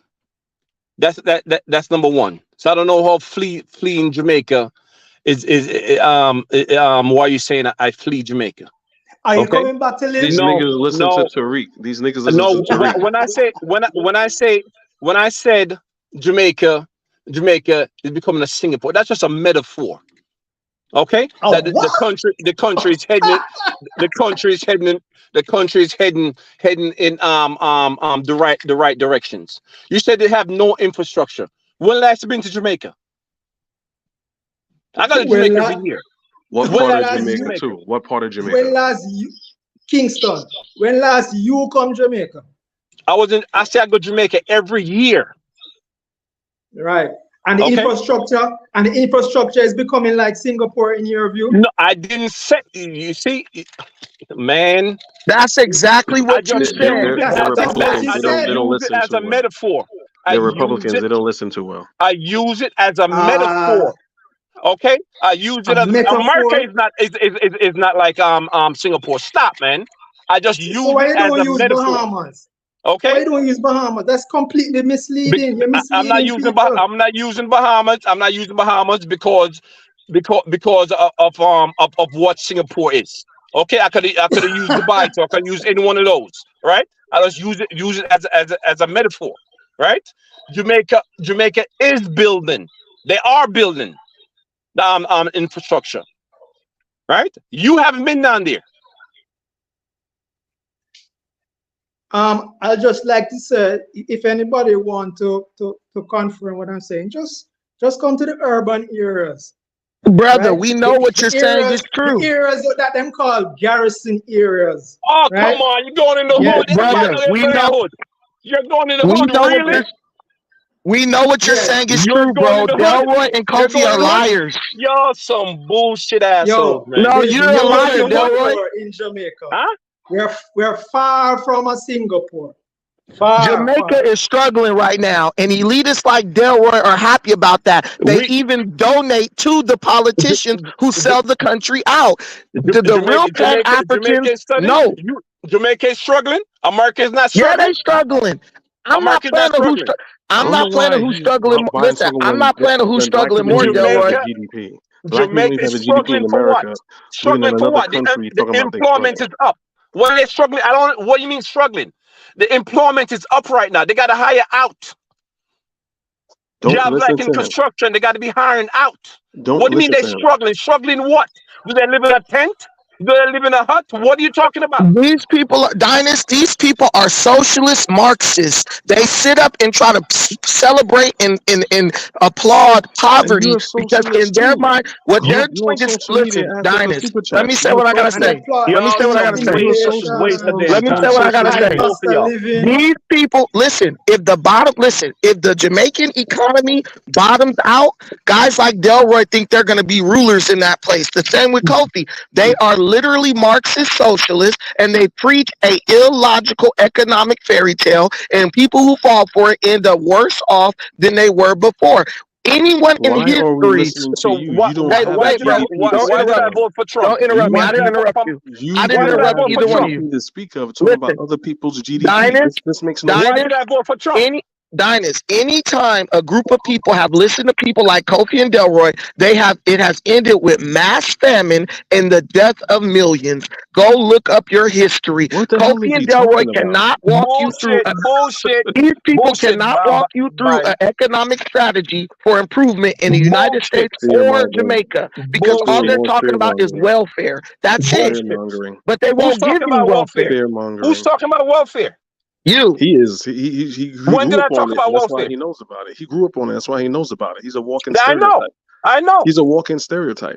Black. His Right. mother ain't shit. He's on his Right. channel So saying his mother listen, ain't shit. Dinus, His father's in Dinus, jail. His Dinus, can I ask you a uncle's a question? pimp. And this person Can I is ask you a telling question, you Dinus? about what's right and what's wrong. Are you fucking Dinus, can I serious? ask you a question? Go ahead, Brandon. Go ahead.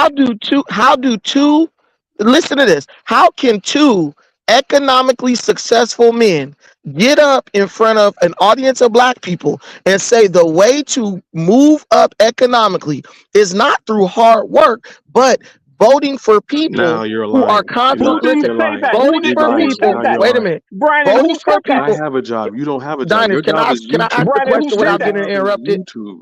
Your Can I job ask is the question YouTube. without getting I'm at my interrupted? job. Your job is Dinus, YouTube. Dinus, we are all men here. We know that Joe Biden and the Democrats are horrible for economic advancement for anybody who's That's trying to your work opinion. That's for your what opinion. they want. So Terrible. how can two men who work, wait a minute, bro? How can two men who are economically successful through hard work tell you that black people in America are going to come up economically by turning this country into a welfare state? Can't people see the intellectual dishonesty at work here? Well, You hold have on, another Brandon. Jamaican. Brandon, I got it. projection. Well, hold on, Brandon. Brandon. Hold on, Delroy. Hold on, Joey. Hold on. I got to interject, Brandon. Delroy's voting for Trump. So That's why I don't understand. He's rattling his mouth. I don't understand you. He still has socialist. He has socialist ideology. If You you don't have agree to, with him, bro. You then have to, Dinus, Brandon. I Dinus, told you before. This country is one of the biggest socialist countries in the world. Dinus, That's Dinus. rubbish. Rubbish. Listen, Dinus. Listen, Man, Dinus. shut your dumb ass up. Delroy, You listen. imitation Delroy is what goddamn you call. Jamaican. Calm down. Okay? Dinus. Delroy is like an athlete who makes millions of dollars, but listen, they vote Republican, all but they'll these go ad get on You stage. see, hominem now he attacks. changed his They'll These are go tune. get all on these stage. Now he ad changed hominem his attacks. tune. That's how He's you the know They'll you're go LeBron on wrong. James stage. of Jamaica. No, Now he changed his tune. Delroy, we know Okay? people Nothing like but you. ad hominem Delroy, we attacks. know people like you already. These are Republicans Brandon, who will get on stages and tell their people, try to sell their people socialist ideology. you see? Why? Now Because he changed his tune. these people want to drive our people into poverty because they think they will be on top. They'll be rulers. That's all That's this is, right. Dinus. That's right. That's the I know it's strategy. right. They think, listen, they It think sounds we're like you dumb. feel that And life and you're when a mad at black other American people. person, It sounds Dinus, like you feel that life when a and you're black mad at American other successful person people. reveals their Did you plot, fail that life and they you get mad at angry successful and they people? start name calling. You You remember the failed first at person, life and you the first, think because you Dinus, failed at life, other can I people ask you a above you is question, gonna Dinus? crush you. Who lashed out in anger first, me or Delroy? Who lashed out in anger first, me or Kofi? Who started the beef? Brandon. You guys started it. I finished it. Now Stop y'all lying. quiet. Stop lying. You attacked where we were from, Brandon, and you went on your tirade Exactly. because you're Exactly. weak. Because you're weak and you're FB and you're You- FBA. You want to go against Here I Tariq am. Nasheed, I'm and weak. you I'm turn this. into That's okay. Tariq Nasheed. You didn't attack Now they're revealing their true colors. You did not attack our You and that Kofi, are you other fake Jamaican? Jamaican. You and that other fake Jamaican don't know shit Kofi, about are you America. Jamaican? Okay, well, hold on. Let me interject. Delroy, why is Kofi a fake Jamaican? What? Ask him why he have that Zimbabwe flag up. Because he don't know nothing about Zimbabwe. Oh, so now you're being xenophobic. Ah. Why you now you're being a xenophobe. You don't know nothing about Zimbabwe. I heard the N-word, Dinus. Kofi said the N-word. We can't use the N-word, guys. I'm calling about what I see. Nah, Because you ignorant. You ignorant. And you anti-black. Hey, So- VI Mike, you got to turn off the background. VI Mike, I can't hear you. You got to turn off the replay. VI Mike, you got to turn off the replay. Yeah, we're not using the N-word here, guys. These dudes are used to Black Americans being so desperate to be like, yo, let's all be together. I'm cool with being together, but you're not gonna speak on things you don't know about. And I'm not gonna let a white person mislead Black people politically. So why would I let you do it? So I'm giving equal energy to everybody. It ain't no favoritism. Brandon, but what I'm doing, what specifically I'm doing? What you need to be doing is sitting somewhere in an old folks home. You see? Ad hominem attacks. You see this Ad bitch? hominem attacks because he's an I'm idiot. telling you. He's an idiot. Kofi, are you from Jamaica? Who, me? Kofi, are you from Jamaica? No, I'm from Guyana. Oh, okay, sorry. My wife is Jamaican. I have she has people from Kingston and Spanish Town and St. Anne. And when I go there, do you think Falls Burnham and Chedi Jagan destroyed Guyana with their socialist policies? Jagan, yes, but not Burnham. Not Burnham. Not Burnham. Both of them are socialists. He was a socialist. Jagan, yes, because Jagan, he had more of he had a more political incentive. Okay, all right. So this is how it starts. So when Burnham started, right, he just got it from the white people and stuff like that, right, and he was more concentrating on the Black people there at that time. Unfortunately, he left a lot of Indian people out of the economic process. So when Burnham they should be left out. Oh my God, this nigga got no discipline, man. Hey, Kofi, I gotta meet you, man. We're not. Yeah, get him out of here, Dynast. Hey, Dynast. Hold on, Brandon. Let me pass it to Jamal. Yeah, because you're scared. Go ahead, Jamal. Terrified. Go ahead, Jamal. Exactly. Jamal. Hey, what's going on, guys? I'm gonna add in. I'm just listening right now. I'm gonna add on though. I'm just listening. Thanks. All right, VI Mike. Go ahead, VI Mike. VI Mike. Hey, yeah, listen, you guys call. I came to agree with my. Go ahead. Yeah, I came to agree with my guy right here with the Zimbabwe flag, because I am from the Virgin Islands, and the Virgin Islands is the same area as Jamaica and them. But the mindset of the people of the Virgin Islands is completely different. Our island is not poor, it's not in poverty, but you go to the other islands, it's like white and black. You know what I mean? We need to give people credit for what they created throughout history, meaning white and Black people. You feel me? And that's what this new generation that we created today, we're doing a poor job educating them, and we are creating weak men. They are in the schools. I see them every day. They don't know what kind of race they is. They don't know what they is. I mean, it's very bad out here. I'm telling you. So I just came to agree with my guy. He's talking about. I'm telling you.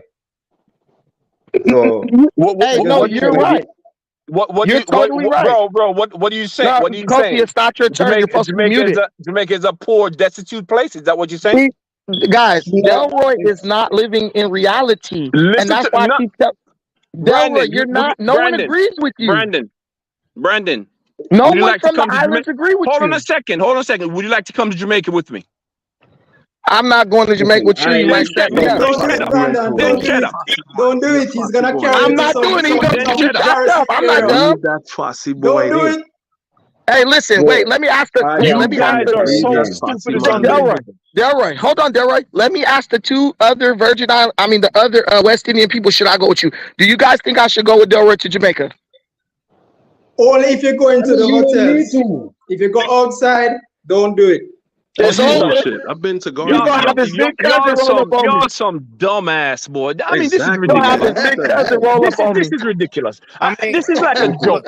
You'll never hear from me again. We are Delroy. Okay, if we're going to say Jamaica is doing all this success, right? What are some of the things, some tangible, measurable things we can measure this process or this progress of Jamaica, right?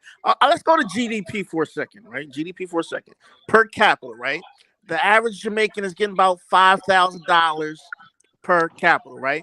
Listen, if you take that same GDP and to a same country, let's say a country like Gabon, right, in West Africa. Gabon GDP is higher than Jamaica's. Think about that for a second. Gabon. Oh my God. The rich people of Gabon. Oh wait, the miracle of economics. Yeah. So to say Jamaica is having all this success, we're not being real with ourselves. Come on, Delray. Come on. Go ahead. Gabon should be. Gabon is way richer than Jamaica. Gabon is way bigger and way richer than Jamaica. No, but you got the same population. Same But population. Jamaica is a vacation. There's no way Gabon should have more money than you. Listen, No look way. at Haiti. Look at Haiti and the Dominican Republic. The same island. Why are the Haitians in turmoil and Dominica is flourishing? Do you know the history of Haiti? Is that a Do you real know the question? history of Haiti? Because That's of crazy. people Yeah, like for him to Delroy ask. What and happened in their Haiti? policies. That's why Haiti is the way it is. Because of Yeah, they people were like rebellious. Delroy and the Because of policies they support. Even an animal, even an animal can imitate. Listen, even an animal can imitate success, bro. You're trying to say, oh, it's all these reasons. If I see somebody else getting money and I want some, I'm just gonna do what they do. It's the mindset. It's the mindset. They're being sold out intellectually. Dynast, you know the history of Haiti because I know you studied the history of Haiti. Go ahead. Yeah. Right? So I'm not even going to even discuss it with these guys. Why this and why is that? Because they have no sense whatsoever. None. Exactly. This is We asked about Jamaica. Now you talking about the history of Haiti. Dynast, I'm telling you. You just mentioned Haiti. Dirt couple years back. And calling it a meal. Me and these other two that's the way to live. That's living. Come on, man. Dude. We as a people have to rise, man. No, it's okay for listen. It's okay for the Jamaicans. You're some lame-headed, pig-headed idiots. Hey, Delroy, you're just Y'all some lame-headed, pig-headed I'm not gonna call you an idiot. I'm not gonna call you an idiot. I'm not gonna call you an idiot. You could call me an idiot if you want to. It's not no, true, I'm not but going you to. so you can do it. Okay? You are just a You're an idiot. But I'm gonna call you an idiot. Okay? That's okay. I'm an idiot. But all your countrymen agree with me. Your countrymen agree with me. That's the difference. And this is the biggest problem with you. Michael Money. Delroy, listen, the worst guys. Prime Minister ever. Don't Delroy, tell the truth. Do you know Tell the truth, listen, guys? Guys, listen. Do you know the biggest problem? Let me ask some. Let me ask the Jamaican something. Wait, Delroy, let me say this. I'm gonna get it back to you guys. Hold on. America's First Rifleman. Go ahead. Unmute yourself. AFR. Unmute yourself. Hey, how you doing, everybody? Oh man. If there's never mind. I'm gonna let it go. Listen, black folks, again, we gotta do the opposite of what we've been doing. If 85-90% of us been voting Democrat, we might have to just you know what, this one time, let's just do the opposite thing and see what happens. Something good might happen. That's all I'm saying. Look, y'all can call me another tether. That's fine, even though I'm Black American to my core. And, I don't lie. So, also, too, Delroy, you got to just learn to concede a point, bro. I try not to get involved, but just listening to this, you're wrong on a few points consistently. Just take a backseat. I think you should sit down and just listen to Brandon. Could you point out something that I'm wrong at? Well, I'll say he's wrong about Jamaica being the new Singapore. That's for sure. Well, I'm trying not to. Just Delroy, man. Point out something that I'm wrong at. Yeah, I just wrong about America being a socialist country. America is not the biggest socialist country. Guys, let's just go to the basic point. He said Jamaica is becoming the new Singapore. That is a lie. Are you turning that into a joke? Hold on, can I say this? I said just use it for a metaphor. Okay, Delroy. The reason why what Brandon's saying is true is because have you seen the antics at Spanish Bridge? That's not a place that's becoming Singapore. Okay, with that type of how that image is and the stuff they do down there, as fun as it may be, jumping off of a bridge with a 300-pound woman, you know, and all that stuff. Bro, That's come not on, man. becoming a new single. That's one little tic tac thing, man. I'm Come sorry. on now. I'm just gonna be honest. If there, Yeah, if but Jamaica that's just one little tic tac thing. okay, Come on hold on. now. But I can give you Are another you one, serious? sir. I can Hey, give you another hold one. on, what, I can Mike? give. Hold on, AFR, hold on. Jumping off of bridges with what? Oh, you don't know what the Spanish bridge in Ocho Rios? See, he know. Delroy know. That's why he didn't say that. Hold on, let me get Yeah. Bro, that's hold on. You know, That's you know where Singapore. That's Duns Fall Singapore is? Does for you. that happen in Duns Fall? Is that happening in Duns Fall? That's another on the vacation spot. real. I am telling you. It's happening Okay, in well, Singapore. I cannot believe. okay, I cannot just believe hold I'm on. Let listening to me these finish. people. Let me land my plane. Just let me get to my point. Okay, so the point is, a place like Singapore got rid of a lot of degeneracy. They set up a lot of economic zones, and guess what? Those daily gun battles and, you know, certain politicians paying off each other for gangs and all that. They put all that stuff, that war. It's pretty much warlordism to a stop, and they all got behind the national government. So that's Okay, you know, that's good. That's nice. no, see, I'm exactly, proud because of you know them. I'm right. Because you know I'm right. So that's why it's just like, stop, man. You guys are in the Stone Age. Singapore is actually they're launching satellites, sir. Come on, stop it. But hold on a second. Hold on a It's a second. styrofoam age. Did I say anything negative about Singapore? No, but what I'm saying is you shouldn't even say anything as I'm not going to say idiotic, but it's really borders on that. Like, I to even just say use such a that statement. as a metaphor. That's He always all I'm talking saying. about really America, bad though. One. Okay. Yeah. Well, that's a really bad one, sir. A really bad metaphor. But Yeah. it doesn't matter. Yeah. I use it. It doesn't matter. Of course it Okay, matters. gotcha. Huh? Can I talk, Dynasty? No, America First Rifleman. Let me America finish. First Okay. Rifleman. And no, but Dennis, he keeps saying socialist government in Jamaica. What type of government isn't it a capitalist government in Jamaica now for the past how many years? So what are you talking about? They're No. lying. They don't know what they're talking about. No. We Isn't have that capital They're most. governance? talking just to talk. All right, listen. Quiet. Listen and learn. Most of the capital in Jamaica is eaten up by the government. We have high protectionist tariffs. We even raised the minimum wage again. We have stringent labor laws, right? Jamaica is not a place friendly to investment, right? These policies are anti-business, anti-capitalist, right? And Jamaicans like you go to America But hold and on a vote second. for these Isn't it a same capitalist policies. government though? No, But isn't it a capitalist government though? Kofi is correct, Capitalist sir. government does capitalist things, and this government is not doing that. I just told you. But isn't it a Policies. capitalist government though? That's not a Oh my manly party. God. I'm asking you, Delroy, isn't it a capitalist government? Delroy, you're proving that you may not have the IQ to sustain, sir. Why are you even a real talking? argument. Let the two Jamaican men talk. You haven't even been Let to me Jamaica. ask something. Like, be quiet. What type of work you do? He never been to Jamaica. Well, He's a what- janitor at IHOP. Why? What's your point? He's not talking. What well, type the of thing work you about it, do? I can read a foreign affairs article that talks about the Jamaican wow. economy, like a fact that Kofi just said. That's easily found, and so he literally proved this point that they're not doing capitalist things. So it's very simple. They're doing socialism in some part of No, China. hold on a second. He accused me of being with a socialist party, but it's a capitalist party that's in government right now in Jamaica. Okay, guys, let me pass it. Let me pass it. MWD, unmute yourself. MWD, unmute yourself. All right, can you hear me? Loud and clear. Go ahead. Okay, well, I'm here in California, and I kind of laugh at the situation, what's going on in Chicago and New York City, because in the 80s, the 90s, and the early 2000s, the Black communities here has been going through this for the longest. So here's some Black stats. In the 80s, the Black community was around 25%. Within the 2000s, we already went below 10%. This crazy situation is we're so divided between Black countries, Black country here, Black country there, but don't have the situation to keep it on the target.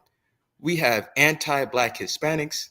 We got people from Venezuela, people that's from Mexico, La Raza, Ecuador. And when it comes to Black folks, they can be left, they can be on the left side of politics, they can be on the right side of politics. When it comes to Black people, they say no mayates. They make it abundantly clear. Now, I'm kind of sad by how the internet just show how much lack of race loyalty we have. Now, I'm not saying that people in New York City and Chicago should always flip the bill, But for the people that are Black immigrants, you need to understand that they're not prioritizing Black immigrants. Joe Biden literally said he's trying to make a majority non-white Hispanic. That just shows you that we're not even in the script. Yo, Hell, if you could do MW, hold on one second. MW, if you could do me a favor, can you put in the back chat where Joe Biden said that? I just want to make sure it's you have the reference. Oh, that's accurate. That's definitely accurate. He said it right on stage during. Well, again, I hear you, but just put the link in the chat room. That's all. Dinah, MWD is not done yet. MWD, go ahead. But please find that link. Go ahead. I'll put the link after I'm done talking. I'll make this nice and quick. But when it comes to situations at hand, when it comes to Black folks, nah, they say no mayates. They don't. Nah, they ain't shit. When it comes to us, they make sure to abundantly clear that shit. We can argue about Joe Biden, Donald Trump, Gavin Newsom versus Ron DeSantis in 2028, but they make sure damn well, nah. And it's kind of sad because it seems like the Black community that does have a problem with immigration that is here in the West Coast, when I talk to a lot of them, shit, they act like they scared about the topic. Either they scared about the topic or they know that they president that they're gonna vote for again is not really in their side. Southern Blacks, they have a situation where they feel that, well, this is mainly black versus black and white. They don't see it possibly turning into a majority Hispanic. MWD. I've been telling Black. I'm gonna tell you what the problem is with Southern Black and really Blacks. I would say west of the Mississippi. I'm from California, born and raised, Sacramento. I lived in LA sometime, and I've been telling Black people in the South, because I'm in Georgia, that what is happening in California can easily happen in Georgia, and as you can see, it's happening in Chicago already. These Black folks, this is a Black city. This we run this city. Niggas in Birmingham, niggas in Beham, niggas in Birmingham. This is a Black city. You can't say the N-word. Niggas in Augusta. No, we can't say the N-word. We can't say the N-word. That's a word. We can't say the N-word. Black folks in Augusta, they don't believe it's gonna happen. Black folks in Charleston. No, because Black people don't. Hold on, Brandon. This is the home of Martin Luther King and the civil rights. This is a Black city. We run it. You can't tell them nothing. Black people don't address nothing until it's sitting on their doorstep, Dinus. You know that. They don't look at in Jackson, Mississippi with the water situation. They knew that the water filtration systems was failing. The main ones had already failed, and they were working on one backup system, right? They have been seeing those systems fail for years. And they didn't want to do nothing until the last one failed and they couldn't drink the water. Then they tried to blame it on the government. It's like, that's how we think. We'll wait it's the same thing with our businesses. Go to a Black-owned restaurant in LA or somewhere like that. They wait until the spring is busting out of the damn booth, out the seats in the booth, and poking people in the butt. I mean, there's Black restaurants still using those red Coca-Cola cups from the 1984 Olympics, bro. That's Black folks. We love waiting till the last minute, and then we try to recover something. Hey, Dinus, I'm in Philadelphia, right, on the East Coast, the home of Teddy Pendergrass and, Patti LaBelle, right? Black city, Black mayor, right? And, right, now, Jamal, people rocking around geeked up in Kingston. Skrilla, yeah. Hey, Jeff Brown couldn't win? Look, it can't happen now, right? I've never in my life, Dinah, seen as many 5-1 Venezuelans in Philadelphia. People from Ecuador. We always had Latinos here, Puerto Ricans, Caribbean Latinos, but I'm starting to see a lot of Central America. I never seen them before, right? But Jamal, I just want to say this: if it can happen in Philadelphia, I'm not saying it's on this mass level, but man, it can happen anywhere. So I kind of agree with you on that. But go ahead. Jamal, it's about to happen everywhere. But Jamal, the craziest part about it is Caribbean Hispanics is different than people that call themselves indigenous. Because in California, most Hispanic Mexicans, El Salvadorians, they're all going to say they're indigenous. They all going to use the term indigenous. And when somebody that's from New York, Philly, que lo que, Dominican, they consider them the niggas of the Caribbean, Hispanic we can't, Caribbean. Yeah, but they all speak Spanish. They all My the bad, same. my bad, Dine. I'm sorry, Dinus. I'm so sorry. I'm talking to y'all very candid. My apologies. The indigenous population wants you gone. They're not here trying to make it like we're all gonna live together. The Puerto Ricans understand, hey, we're from this little island, that's where we're from, but we come here to do whatever. The Cambodians, the Chinese, they all understand. These people coming from the southern border, South America, they want you gone because they feel like you came here, you took what was theirs, and now they want to take it back. African American folks is more worried about what's coming on what P Valley and all this type of craziness. And yeah, as long as I look good and eat at the fanciest restaurant, bro, these people are tapping into the infrastructure of these places. And once they do that, it's over. Go to a city like El Monte, go to a city like Bell or Gardena or something like that. You can't do anything over there without these people giving you their approval. Everybody from the South need to take a second and come to the West Coast and see how things are. Like I hate when Phil Scott. Come to Lancaster. Come to Palmdale. I hate when Phil Scott. Brandon, let go ahead, MWD. I'll pass it back to come to Lancaster. Come to Palmdale. Come to the Antelope Valley. Shit, I'm in the Antelope Valley. Goddamn it. They're not, but the MWD, they're not coming. That's the thing. I've had this conversation. Go to California. They're not coming. But why do you vote? But I don't get it, Dinus. How do you not like what's going on the West Coast, but still vote Democrat? Don't you know that? No. It's not. This is the problem. It's not liking what's going on the West Coast. It's, I don't think they don't think it can. They don't feel it. They don't feel it. They don't think it can happen to them in the South. And then they just got this whole idea of Black power, and we run this city. We run it. This Atlanta, a black. But Atlanta is pretty black. It is pretty black. But white folks is pulling the strings in Atlanta and everywhere else in the South. Black people know that. I mean, well, what about Gwinnett County? The damn, they done took that place over. So listen, hold on. Gwinnett County's next. No, it's not. Let me interject. No, it's not. I'm in Atlanta. Gwinnett County, Cobb County is largely Hispanic now. Gwinnett County is largely Hispanic. Yeah, they call it Gwinnett, bro. They call it. They were calling. Hold on, sir. Sir. I left Georgia in about 2013-14 before I moved to Oregon. They were calling it Gwinnett then. Oh my God! Well, I left there recently than that, around like 2017, and there was a lot of black people. The biggest problem is, Dinus, black people do not have an expansionist mindset. That's why you have black people telling me you should move from California and come to Atlanta. Guys, we're supposed to be trying to spread out and grow, not all go huddle ourselves in one area. We should huddle. No, bro. We need to huddle. Get the hell out of California, man.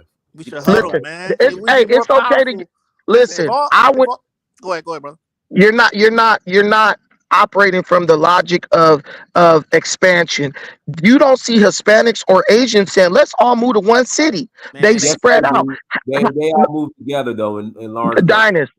They move listen, what do? They move in large numbers, but they maintain their strongholds where they are. That is how you expand. Yeah, African American.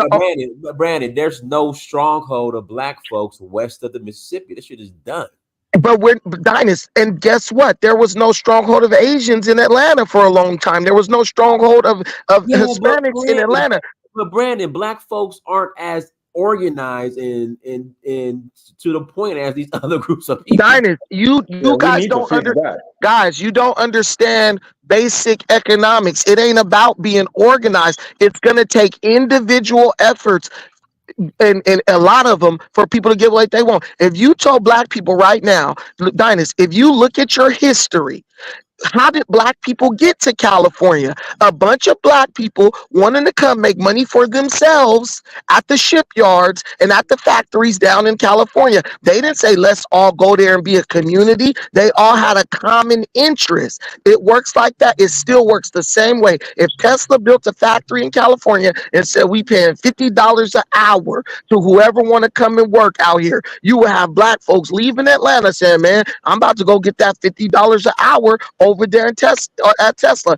You got to move to where the money is. And when you do that, that's when your communities get built and they start to flourish. We got to do what we was doing in the 50s, in the 60s, in the 70s. As long as we keep running back to where we came from, we're going to continue to lose. Black folks are risk adverse, and we got to start taking risks. Yo, people, Dynast, people. Let me ask you a question. What piece of real estate can a black person buy making $50 an hour in LA? If they're married, they can buy a lot of real estate in LA. I know a dude right now. Well, for a single man, though, man. Listen. Eventually, we're gonna have to fight for everything. This is why I listen to Candace Owens, because we always thinking about what can a single man do? What can a single woman do? Listen. What you guys are doing as single men, you're actually operating in a way that's going to lead to the demise of black people, because you keep on trying to look for what you could do by yourself. No other group does that. You can literally afford a house making like $30 an hour. Hispanics do it all the time right here in California. But is it going to be where you prefer to live? Probably not. He'll be in Los Angeles. You can live in Los Angeles. That's okay. What's wrong with Los Angeles? We ain't moving to Bakersfield, bro. Bro, no, you can get a house around in my Los area, man. That's only for my house.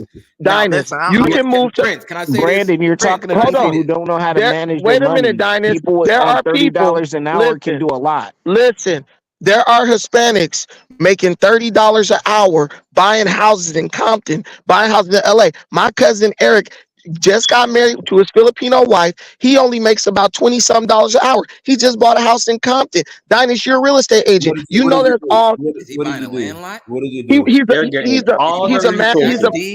a manager at Home Depot.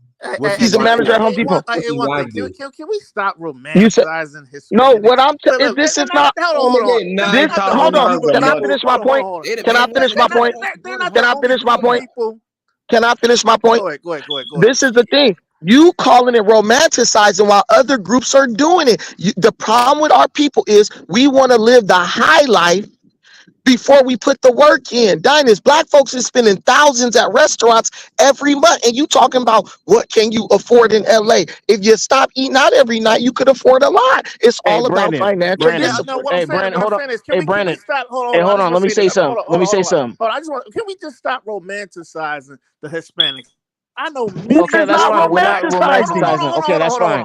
I know. No, okay, you just said what you said. We're not. Okay, we're not. Bro, let me finish, bro. I know many northern blacks, right? That's my age group or younger. That's going to places like Atlanta, right? They're buying houses. They're creating families. You know, all this stuff you said Hispanics is doing. These are black folks. And living, hold on. They're living next to other black people, right? That's how you start communities. Some of them are business owners, right? So we gotta stop romanticizing all these other groups as if black folks aren't doing it. Nobody romanticizing nothing. You're literally just telling the truth. Hispanics doing this. Hispanics don't. Bro, nobody. Bro, listen, Omar, bro. Relax, bro. Listen, bro. These people. Let's see what dudes like this guy. What they do is they say you're romanticizing another group when you talking common sense, right? No one's romanticizing. All I'm saying is if they can do it, we can do it. I'm not sitting up praising nobody, bro. You're just saying that to make yourself feel better because you don't want to accept the fact that your people don't want to compete. Around black people, Brandon. I'm not around Latinos and Hispanics. Listen, black people want to eat out. Listen. One thing about other groups you can identify, majority they eat at home or they eat their traditional foods. They not always up in the $100 for one plate, $75 steakhouse. I know a lot of black people that don't eat out too. Listen, what I'm telling you is when you talk about what we can't do with a certain amount of money, the only thing you're not factoring in is how much of our money we're wasting. We're giving away a lot of our money being consumers. That's the only difference. If you really budget your money, you can live in LA for like making $21 an hour. LA is finished, Literally. Brandon. Come back Okay, to hey, can I interject? Because I was waiting. Hey, Dinus, how much money do wait, Dinus, how much money do you think Gentlemen. I make? Nah, you How much tripping. money I'm do you from think I Inglewood, make? man. I'm from Inglewood, man. This How shit much crazy. money? How much money do you think I make? Come I'll back tell you. east. Around Listen, maybe 5,000.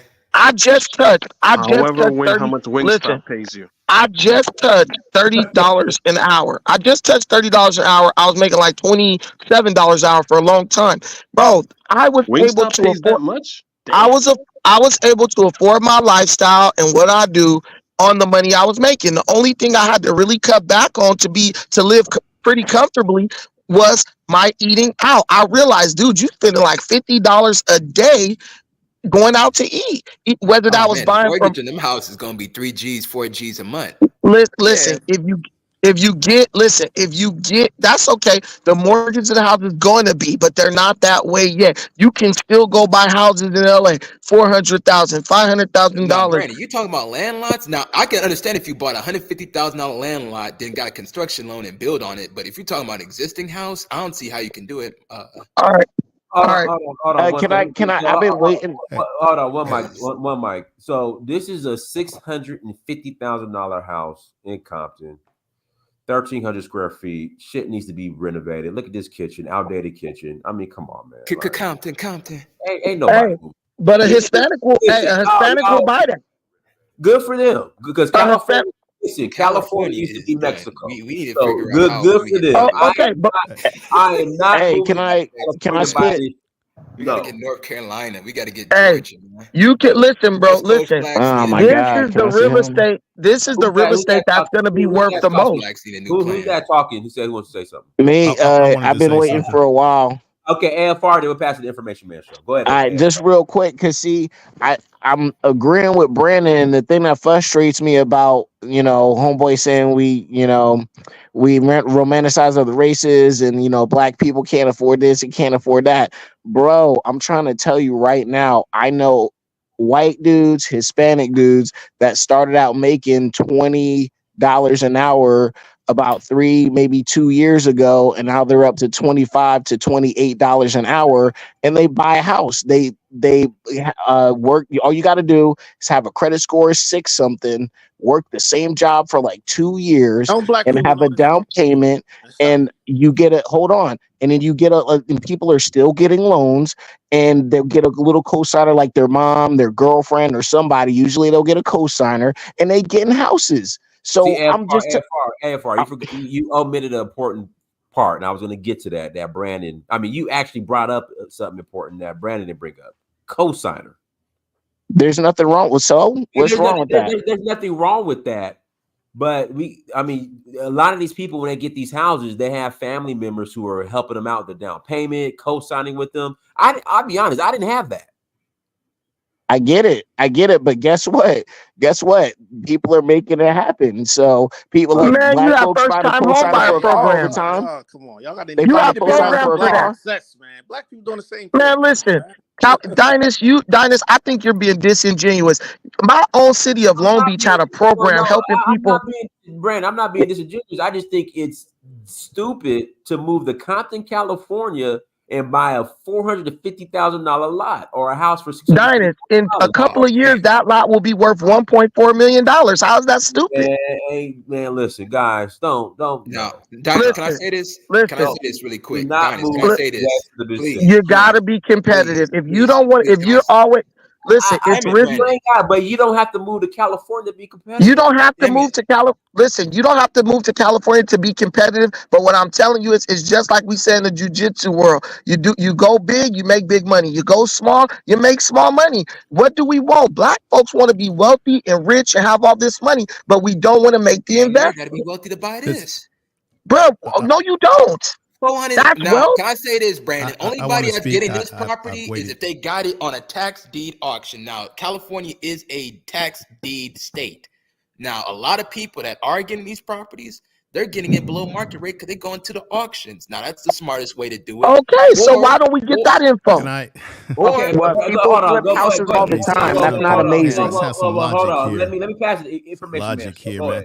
ahead. Like Brandon, I've lived in California good majority of my life, and this is the problem. Brandon, you might appreciate what I'm going to say. Do Black people engage in collective economics? Not really. No. We act as individuals. When these other ethnic groups come into neighborhoods that were once Black, what they do is they pull their sources together. I've seen it growing up. They will buy a little apartment or a little house, all pay for the mortgage, all pay the little rent, and they'll save up. Next thing you know, they got a business. They're driving Mercedes-Benz because they pull together their group economics. So what's happening in California is that you've got communities that were once mostly Black. Other groups move in, and eventually Black people are forced out because we are operating on individual economics and the fact that we don't have generational wealth. And Brandon is right. We're spending our money on the wrong things. We're spending our money on dining out, fancy clothes. We're too busy trying to live it up and act like we're something that we're not. You see a well-dressed dude who's really living poor, cash poor, but wants to put on a facade. We are being forced out of California. Now, let me say this. Brother Dynast, you know what's going on in Oakland? Remember, Oakland has went down in terms of 25% of Black population. Oakland is being gentrified. This is always what happens to us. You may say you don't like to live in these undesirable areas, but Brandon's right. These undesirable areas, when white folks move in and other groups move in, the property values go up. We get pushed out because we're not collectively working together to hold down these communities. You see what's happening in Inglewood. They put the stadium in there. Black folks are being gentrified out. Now, there are people who have written books about this, that Black people should move to the South because collectively our numbers are stronger in terms of our voting power and supposed economic power when we move to places like Atlanta, Georgia. That's what people say out there, right? But I understand why you don't want to live in an undesirable area. But the truth of the matter is most undesirable areas in California we once lived in and we've gotten forced out, whether it be gentrification or our lack of economic means. And now they're peaceful. Right. So what I would say is I would ask Brandon, what do you believe, because let's be solution based here. What do you believe Black people should do if moving back to the South is not the answer? Because we know there's an exodus of Black people leaving California to move to places like North Carolina, places that are more cheaper, maybe where there's better educational, like North Carolina has some of the best educational systems, and Black people want to be close to other Black people collectively on a middle class type level. What do you suggest, Brandon, that we do if that's not the answer? We got to do the one thing that Black people hate doing, think. I see people who are real estate agents. They right up here. There's no creativity in their approach. They think, oh, why would you do this? Why would you do that? But you see the most successful real estate agents, they're thinking creatively. They say, look, you could buy this, you could do this, you could do that. They find ways to sell these things to people that makes them think, creatively and use their imagination and make these things more appealing. The only thing I'm going to say is we need to start buying a cheap real estate in the LA area and around the LA area, and we could collectively do it. But even if you want to do it as an individual, it's not impossible. You could start with a condo. My daughter told me the other day, Dad, I don't want to buy a house. I want to live in a condo. She doesn't, because when we lived in our house, she used to hate, she was just like, man, it's too big. And then she used to be like, man, we got to go out and do the yard and all this stuff. So she's more of a condo person. Black folks need to stop telling other Black people, you need to move here and be with us, because let me tell you something that Dynast know and even MWD know, but they're never going to say. That cost of living increase, it's coming everywhere. You think you're going to run away from higher prices? That's what Black folks thought when they was moving to Las Vegas. I'm going to move to Vegas. It's going to be cheaper. Now the cost are high in Las Vegas. Man, the apartment, listen, utilities. The rent is high in Las Vegas now. You're paying the same thing. You're paying the same thing for a 2-bedroom in Las Vegas that you was paying in LA. When you move, the problem with Black people, what we don't understand, what nobody wants to admit, we take our bad politics with us. We take our bad politics with us. That's why Atlanta is about to be higher, just as expensive as LA, and it probably is getting towards there already. Also, we take our violence and our vitriol with us. That's why when I was a kid, you could go to Atlanta, walk around at night, nothing gonna happen. Bet you won't walk around at night at certain places in Atlanta now. Okay, So but you Brandon, think let you me ask can't you this run away honest from you. question. Let me ask you this honest question, though. You're making some points that I do agree with. The honest question I want to ask you now is, what is happening to the average black person right now in Los Angeles as you have this movement of Mexicans and other groups of people who don't really like us, Brandon, who are sort of taking over? Well, they're taking over, they're moving in, they're opening up businesses. We're seeing, Mexico has already put out there a green light that, hey, we want California back. It belongs to us. And there has been a green light. I know this for a fact because of the kind of work that I do. There has been a green light with the Mexican gangs to the south of us who actually do want to eliminate black people out of Los Angeles to a certain degree when it comes to certain drug territory neighborhoods. And there was articles about this some years ago. Yeah, About, I don't. What is your opinion? Are black people much doing well in Southern Cal? Listen, I don't see no beef between black people and Mexicans. Okay. I see black dudes dating Mexican girls. That's all. I'm looking at a black and Mexican couple right now, right in front of me. You guys have this like, oh, they don't like you and they don't this. No, ultimately, no one's thinking about you. And black folks don't like this place because we want to be. Brandon, Wait a minute. In Los Angeles, black people and Hispanics are living in a harmonious. Let me answer your question. That's not necessarily Let true. me answer your question. Yes, sir. The biggest reason black people are leaving LA is not because someone's chasing them out. It's because we want to be the center of attention and we're no longer that. So we want to run somewhere where we can be the center of attention. And that's places like Atlanta and in the South.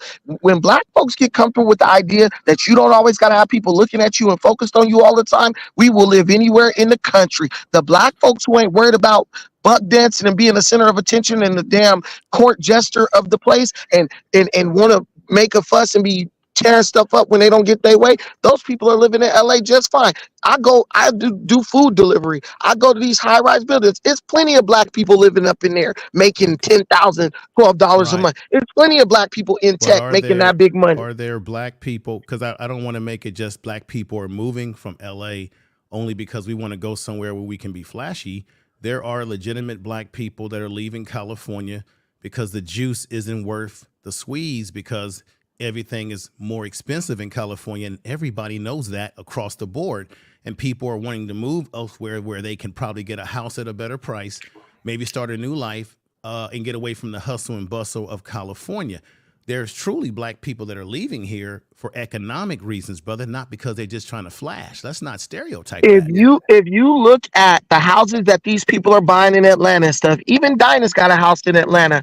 I promise you, when you look at the proximity of these houses to like amenities, the freeways, employment, all that stuff, the proximity is great. I used to go to Atlanta all the time. Yeah, you'll get a nice house, but it's going to be way the hell out. Metro, I think they used to call it Metro Atlanta. My cousin. I did, Brandon, I'm right on the belt line. Okay. Well, Dinah, I don't know where you. I don't know where you live. I don't know where. Even better. Listen, I don't know where you live, Dinah, but I'm sure your house is worth a good amount of money. Where it's at. Brandon, can we keep it real though? A lot of people that sell these Oakland houses be $1 million, and they can get something in Atlanta for $450. They got a lot of cash over. Let me say this: a lot of people. Listen, a lot of people list prices at a lot of prices, and you guys know as realtors, a lot of those houses don't even sell for what they list them as. They end up compromising and going down. And a lot of places, a lot of people end up giving money back to like renovate. So all types of. There's a lot of nuance to it. But what I will tell you is this: if you look like my cousin, she lives in Atlanta. She's from there. She bought a house. I said, "Cuz, this is a nice house, but you driving an hour each way to get to work in horrible Atlanta traffic." I'm like, okay. When I look at that, I say, you know what? The house in Compton might not be the best looking thing in the world, but can I fix it up? Can I make it better? Can I go get that loan for renovations and stuff like that you qualify for as soon as you buy a house? We don't want to do the work. We want to get something as a finished product. And that's just not the way the world works for people who want to compete and have wealth and stuff like that. Dinah, you guys know what I'm talking about. You guys been out here selling housing. I'm gonna agree with Brandon. I mean, a clock is at least broken right once a day because the traffic. Because to get a cheaper house, you will have to live on the outskirts of Atlanta. So that's by Stone Mountain, Gwinnett County, Yeah, Loganville, and the traffic is horrible. Let me interject, Kofi. That wasn't always the case, though. That's the thing. But it's the case now, just like in LA. Dynas, your house got to be worth What you just $500,000. put up earlier, Dynas, is another area that we have to look at. That, by the way, black folks are not the only racial group that's leaving California. So let's not make this about black folks not knowing what the hell they're doing when they're leaving, because you got other racial groups that are leaving California. This has been a trend, not just with black folks, but with other groups too. Brandon, let's be honest it's not here, man. economical, affordable when your taxes are $6,000, Brandon. Man, listen. I'm getting a chunky. I'm getting a chunky tax return. I got a lot of stuff a lot of people don't have, and I feel like my quality of life is way better than a lot of people. Listen, listen, bro. Either we gonna be young, black, and rich and live a life like a movie, or you can go down to that podunk and live wherever you want to live. Talk about it's boring here, and all this stuff. Listen, do you want to be great or you just want to be regular? That's the difference. Do you want to work for what you want, or do you want to settle? Not a lot of people. One mic. Let me very important. Brandon, I'll be quiet. Brandon, and I'm going to say, me and you, we both live in California. I'm fortunate because of the kind of work that I do, that I make a pretty damn good salary. I have great benefits. I'm going to have incredible retirement. I'm lucky that I'm going to have that and that I can afford to still function in California. You're not lucky. You work hard. But I do work hard, Brandon. But this is the problem. I also recognize that there are other black folks who are not fortunate for whatever their reasons are, who mostly bad spending habits here.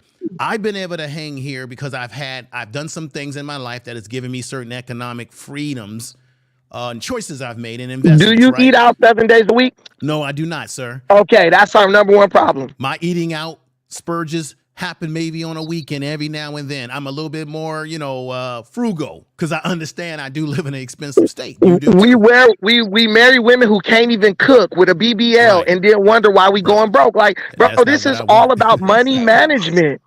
We got the money. Black folks got plenty of money. We waste our money and then we go somewhere else. It's gonna be better here. And we take the same bad practices and go there and be broke and struggling. All right, let me read this super chat. By the way, black folks aren't the only racial group living in California. There's another super chat I wanted to read. Shout out to Mr. Ifelua.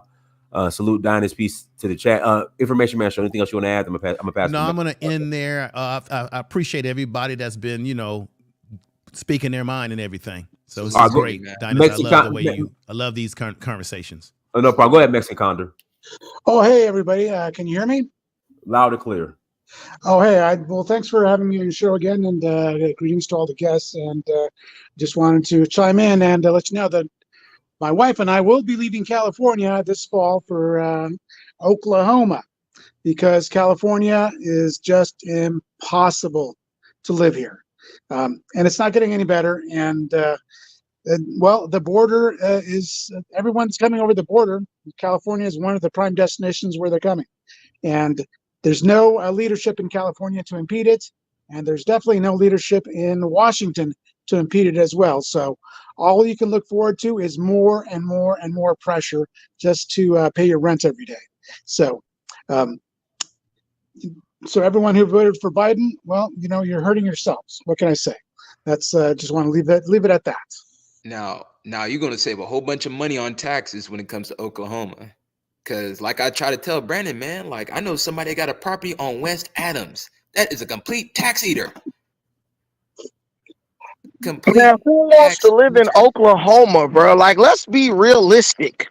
Well, that's his decision, man. At least homie's saving some money.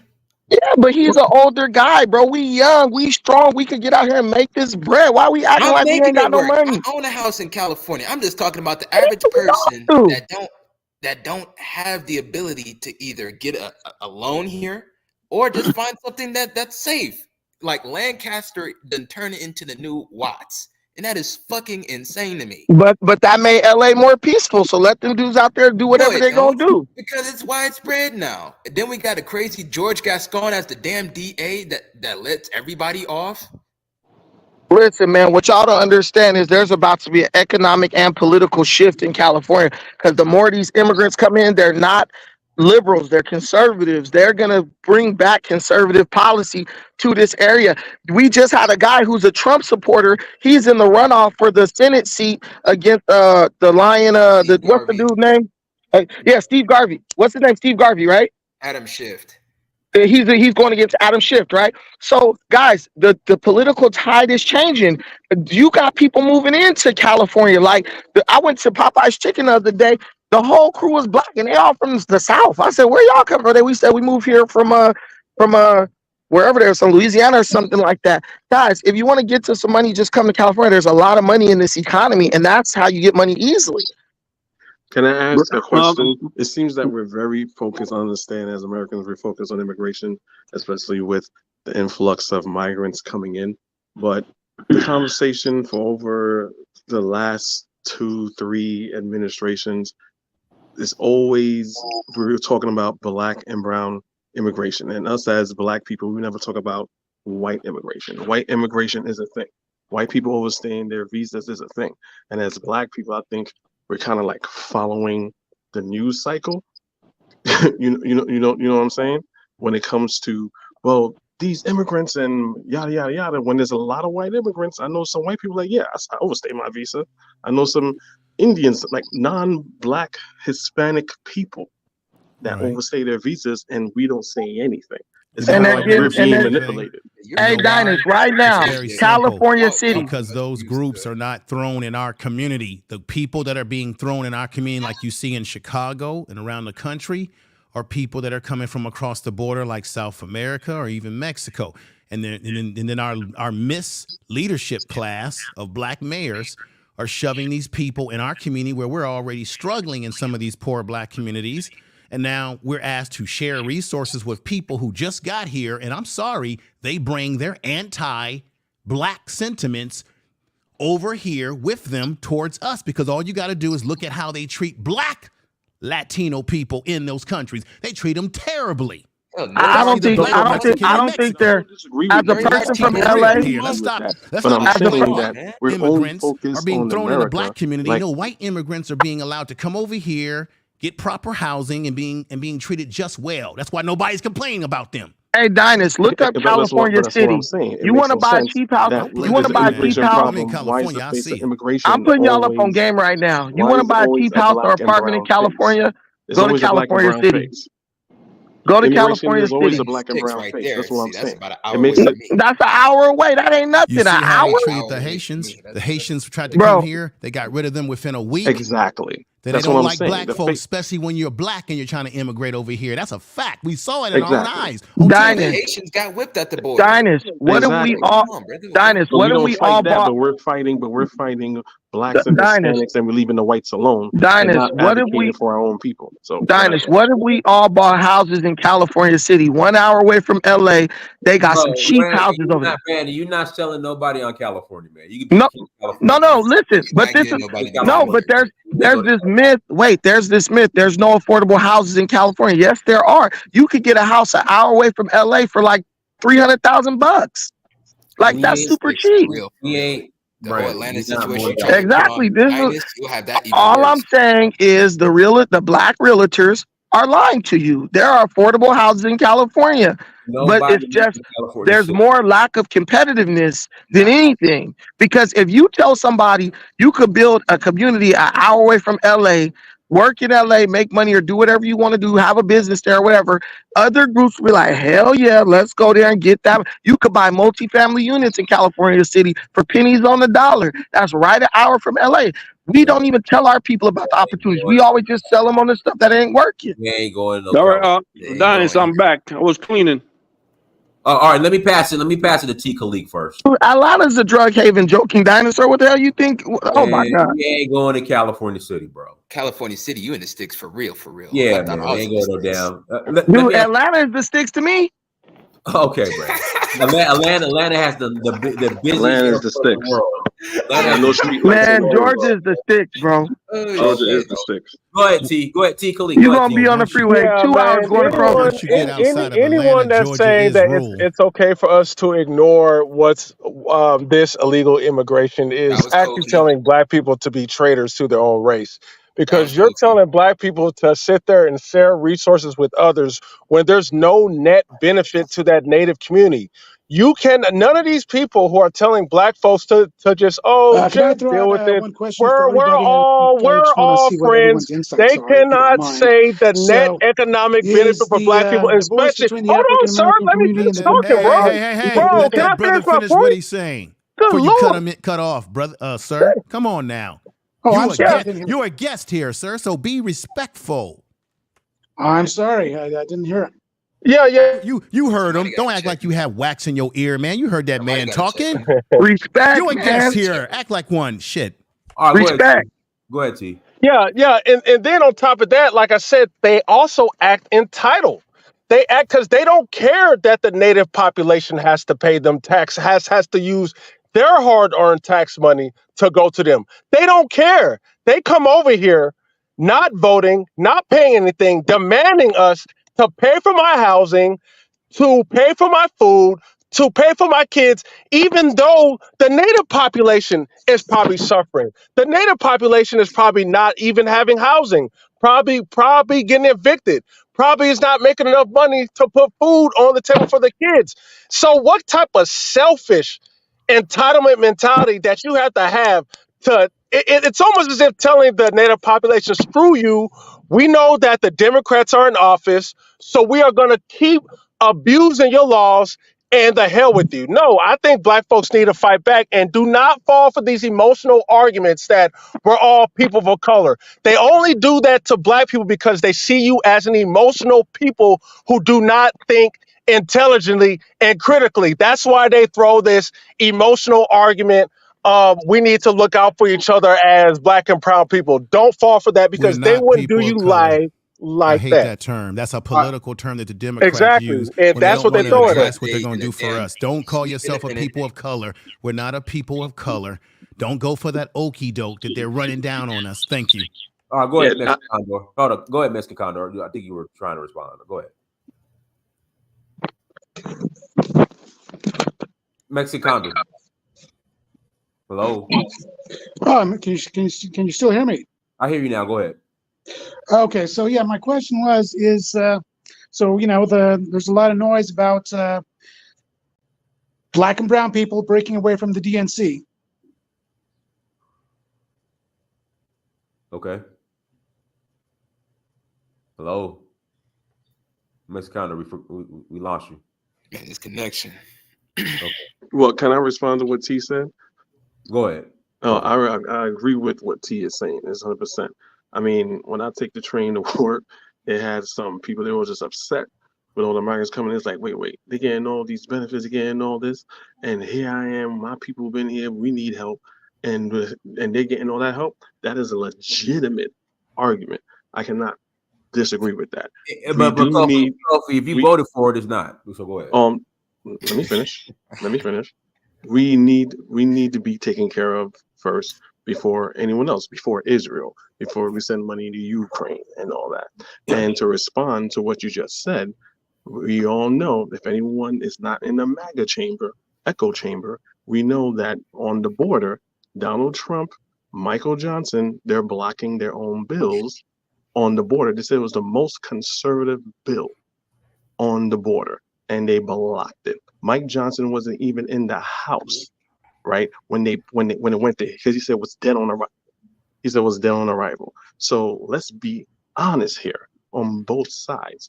If the Republicans, if the Democrats were dragging their feet, not doing nothing on immigration reform, doing nothing. The Republicans were too aggressive, too xenophobic on their immigration reform. So there's enough blame to go around. Now, it's in the Republicans' lap now in order to pass this immigration reform. Republicans. But MAGA is blocking that same bill, going around lying to people that has very low information, that don't know anything, that's saying, well, open border, Joe Biden, is the reason why the border is open when they're blocking their own bill. But I do agree what T is saying. You're absolutely right. Donis, and thank God you got people on the panel who listen to politics, because what that man said was an absolute lie.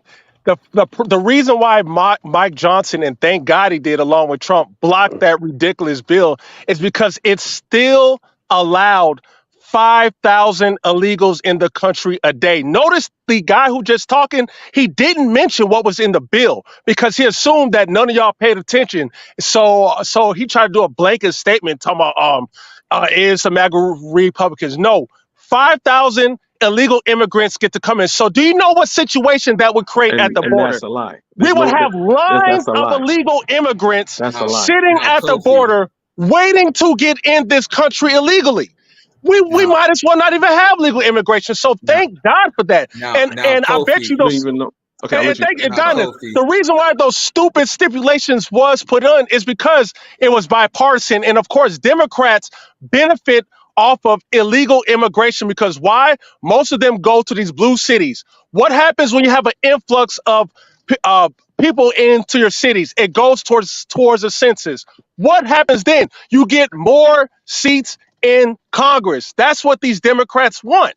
So no, we're not going to play this game and try to blame it on MAGA Republicans. Every time the Republicans try to build a wall or try to say zero immigration, guess what? They cannot get a single Democrat to vote for that. So don't try to play this MAGA nonsense. No, we want zero illegal immigration, not no 1, 2, 5, or 100. Now, let me respond to that. Now, Kofi, what you're saying is 100%. Hold on, Kofi. Let WMD respond. I'll pass it back to you, Kofi. Go ahead. Now, Kofi, another thing that this was on the State of the Union address. But everyone's dogpiling on me. If he's going to address me, then can I address T first and have WMD address me? People are dogpiling on me right now. I'm not yelling at you, man. I'm not yelling at you. No. I'm not saying yell at me. But I just want to say I have to respond to 2 people after you. Okay, go ahead. MWD, go ahead.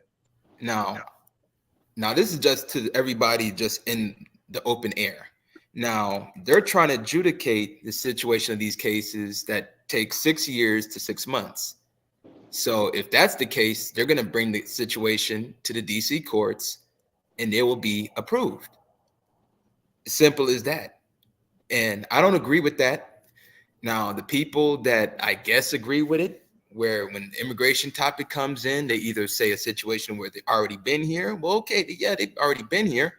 They've been coming here for the past, 30 years, 81, 83, 86. But now we have a situation where the flux has became 3X, maybe 5X. Now, if you believe we should adjudicate these people and hurry up and make the case quick and approve them, then that means, now we got a new situation of both the census board. So that means that any black districts like Chicago, they already had a scuffle when it came to the situation of the census board the previous time.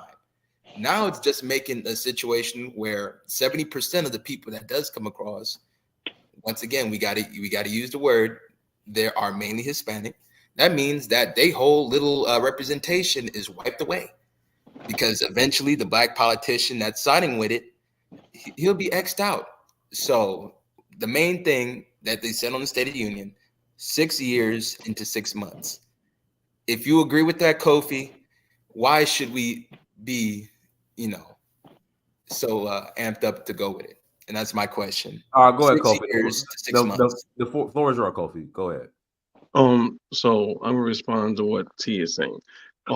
He doesn't understand simple civics of how it works, right? The fact that he's saying that they're letting people in, right? There was never, United States cannot, if you come in the right way and you claim sanctuary, there's a court process. And I'm going to name the things that your group, your MAGA group turned down. In the bill, it gave you, I think it was, I may be wrong the number, a couple thousand new border patrols. It gave you more judges because there's an influx of immigrants, right? And they have to go through a judicial process. You really don't know what the judicial process is because you saying they can't come in. I don't want them coming in. That's not how America works, sir. That's not how America works. So when they turn, under the guides of the system of immigration, this is what needs to happen. So they get more judges, they get more border patrol.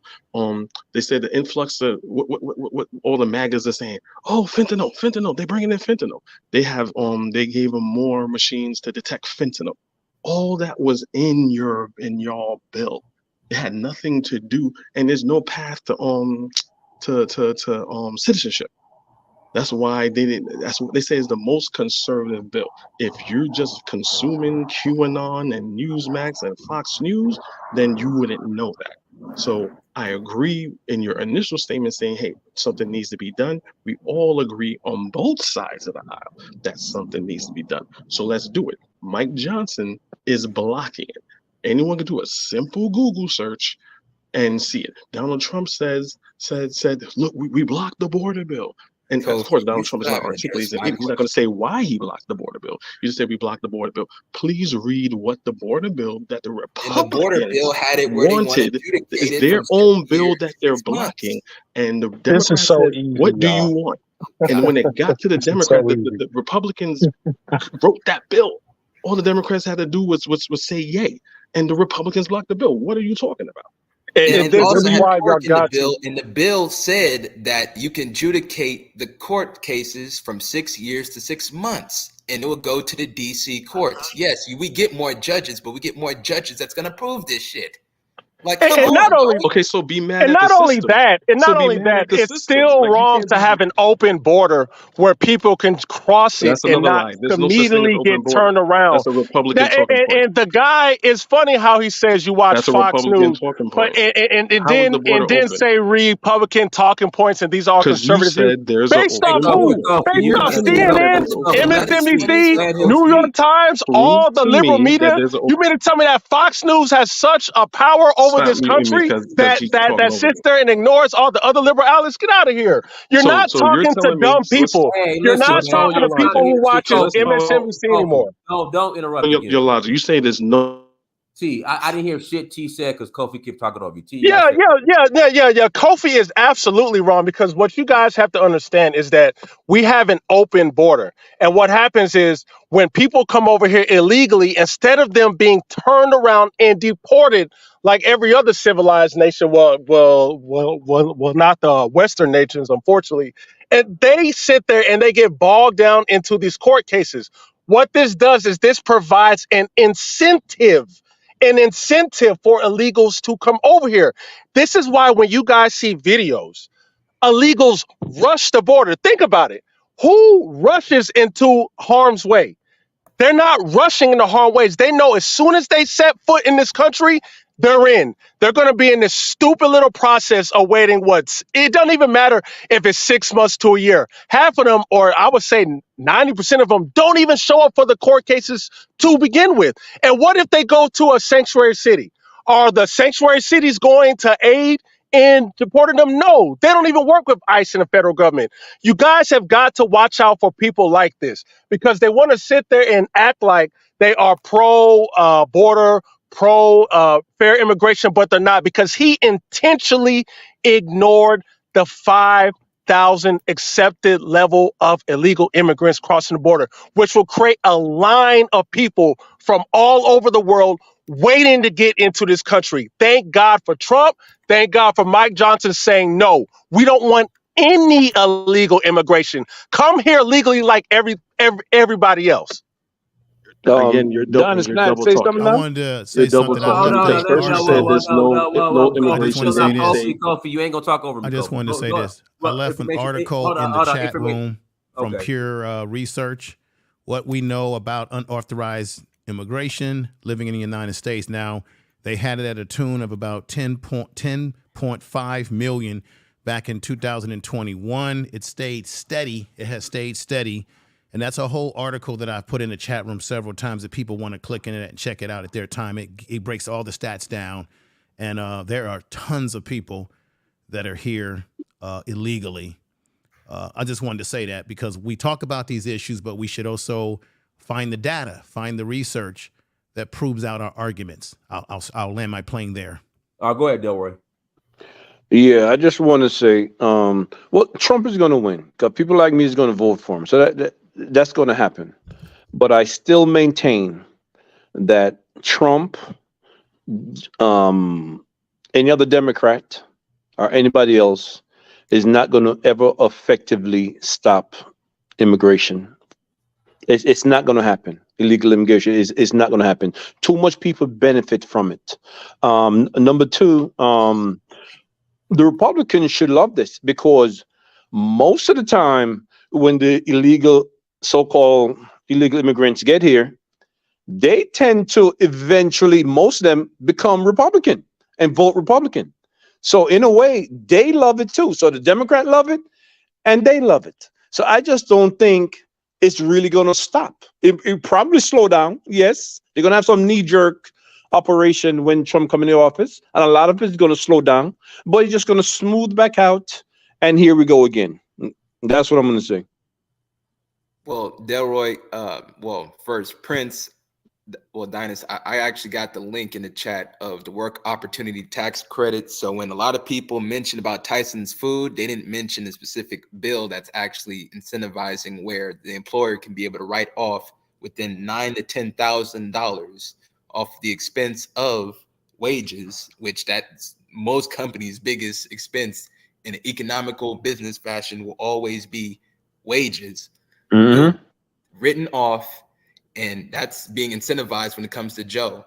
And like I try to ask Kofi as an honest question, why should people be okay with the courts adjudicating it from 6 years to 6 months? Literally accelerate the process before November, it seems.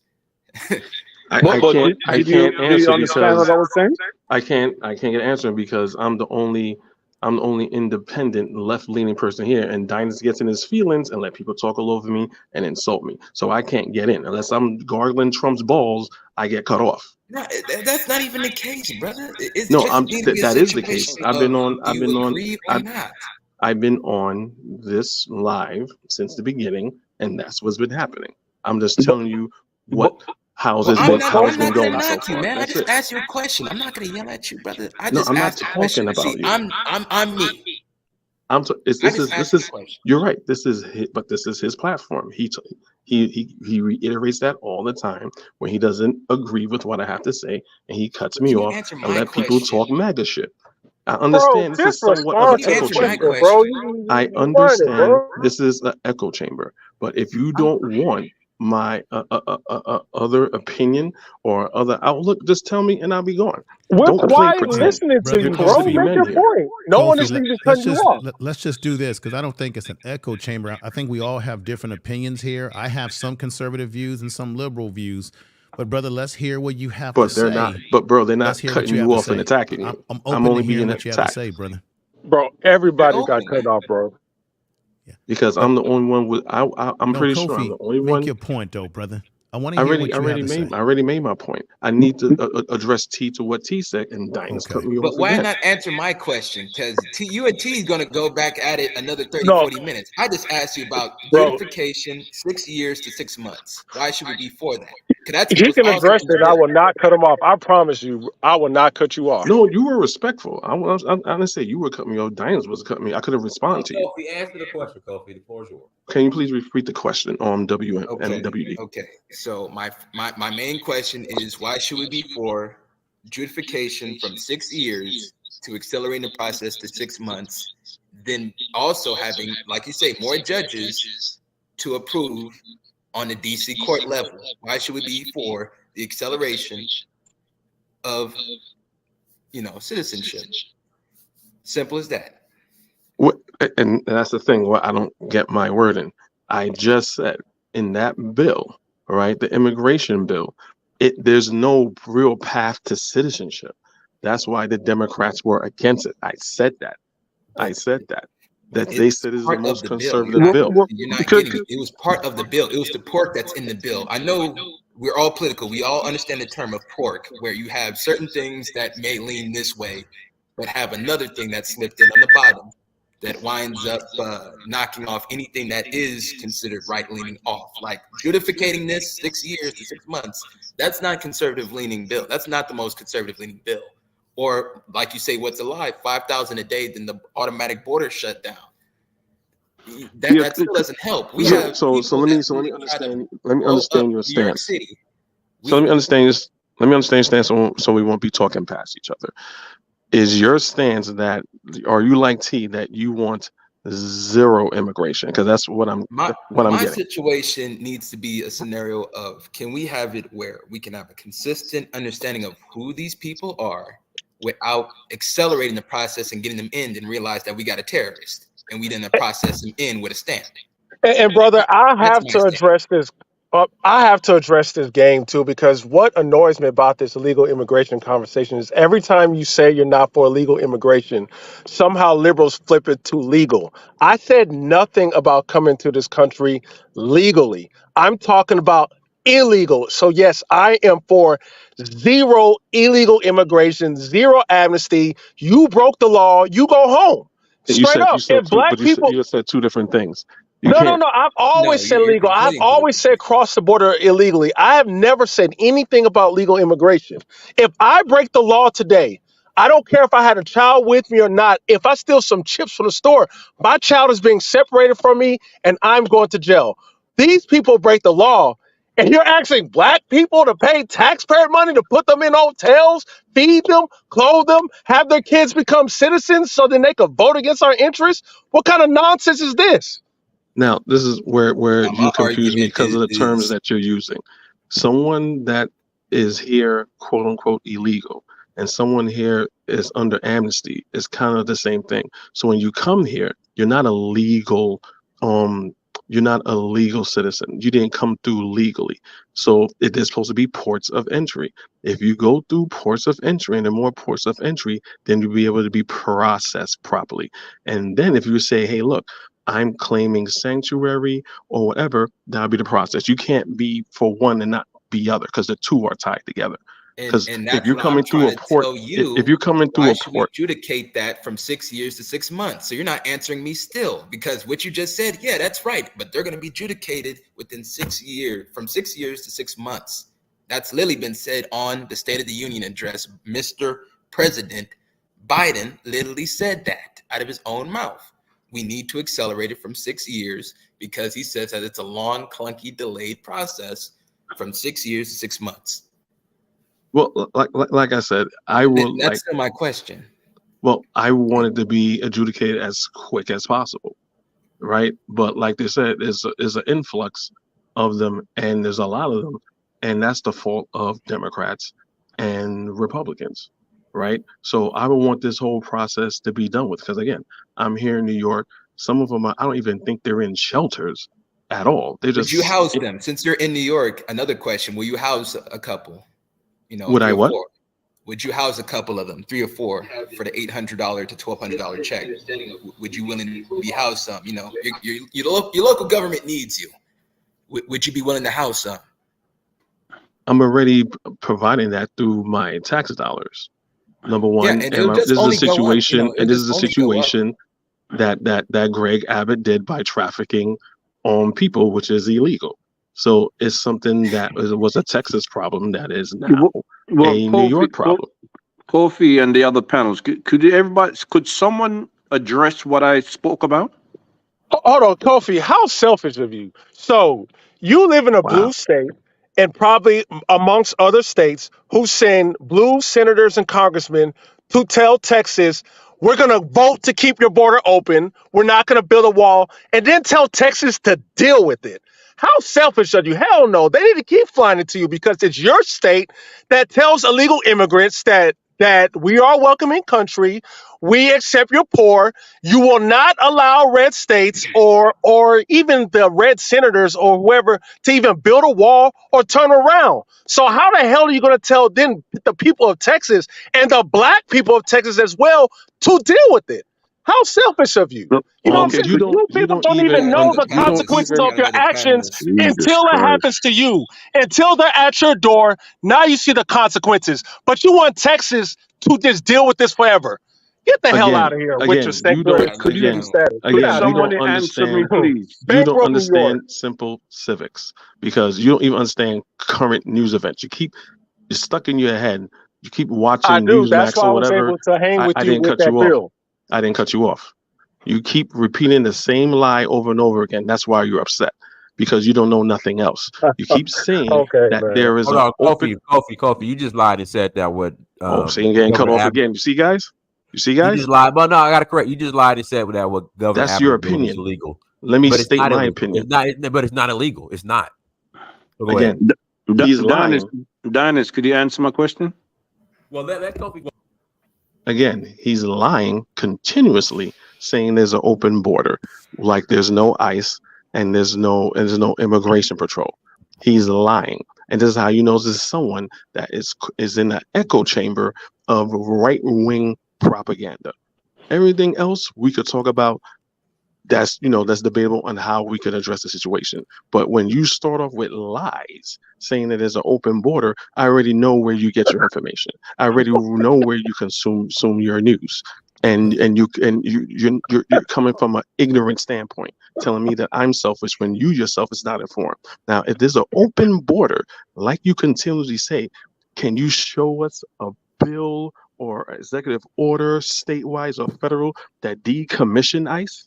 He didn't extend Title 42. That literally was the chamber that The hold extending of everything in Title place. 42 was basically based upon COVID, right? It was a COVID But it could have been extended from the and president. it expired. So you have to And the do another president one. could have That was a extended. COVID based on No, title. it So was it's based over. on COVID is COVID. over. That's There's the no more reason why they COVID. So implemented you it. have to implement something else. That's why it But was then again, you implemented guys by want to run away from the fact that you guys shot down your own bill, and you have that the Republicans had, Here we and go you again. guys are not presenting nothing else because Why you did are they shoot it controlled down, by Donald Kofi? Trump. I just told you why they shut it down. They don't want 5,000 illegals crossing over. I told you that. So they Address that. shut down their Address own that. bill. That's fine.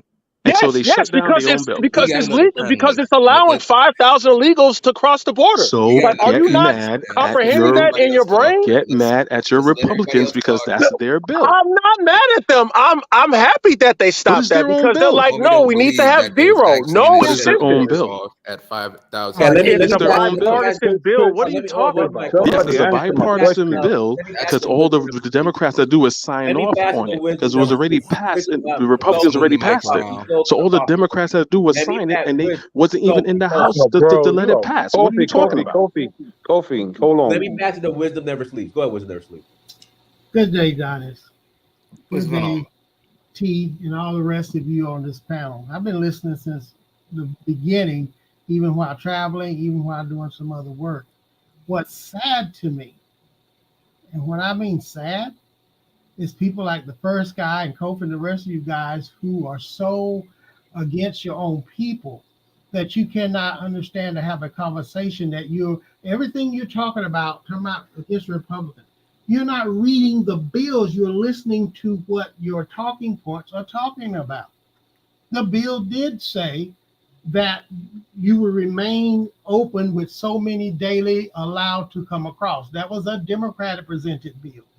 It also states that Joe Biden, not just talk about this COVID stuff, he removed the stay in Mexico part of the border problem. So most of these people during the other administration, if they was coming from any country and they got to a country prior to America that did not have all the violence and things happening, which Mexico was, they would have to stay there until they then can go through the process legally.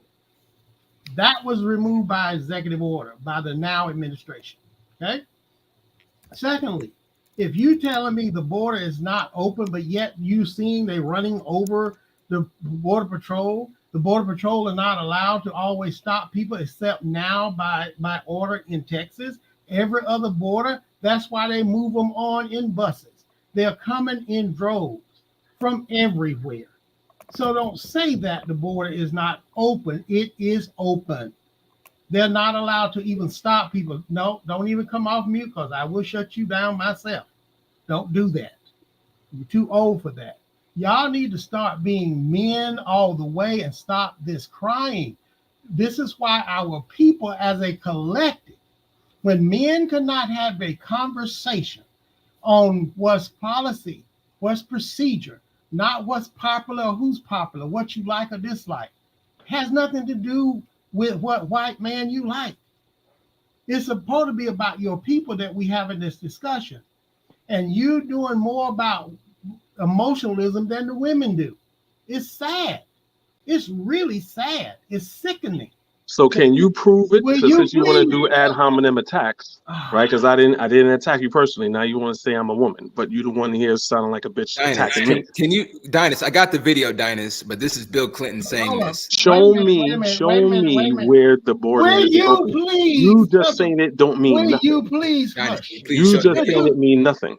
You lost my respect the moment you started with the ad hominem attacks. I I don't didn't please nothing. hominem attacks. What You I called said, me a woman, like you're you some took- type of socialist sexist. Oh my God! Listen. Show this me is your where the problem. where the border is open.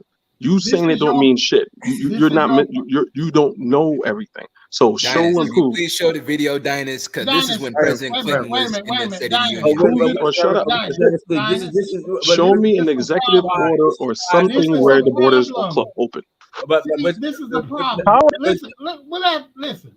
Go ahead. This Go is ahead. a problem. What I have, as a senior myself, and raised four boys, 4 young men.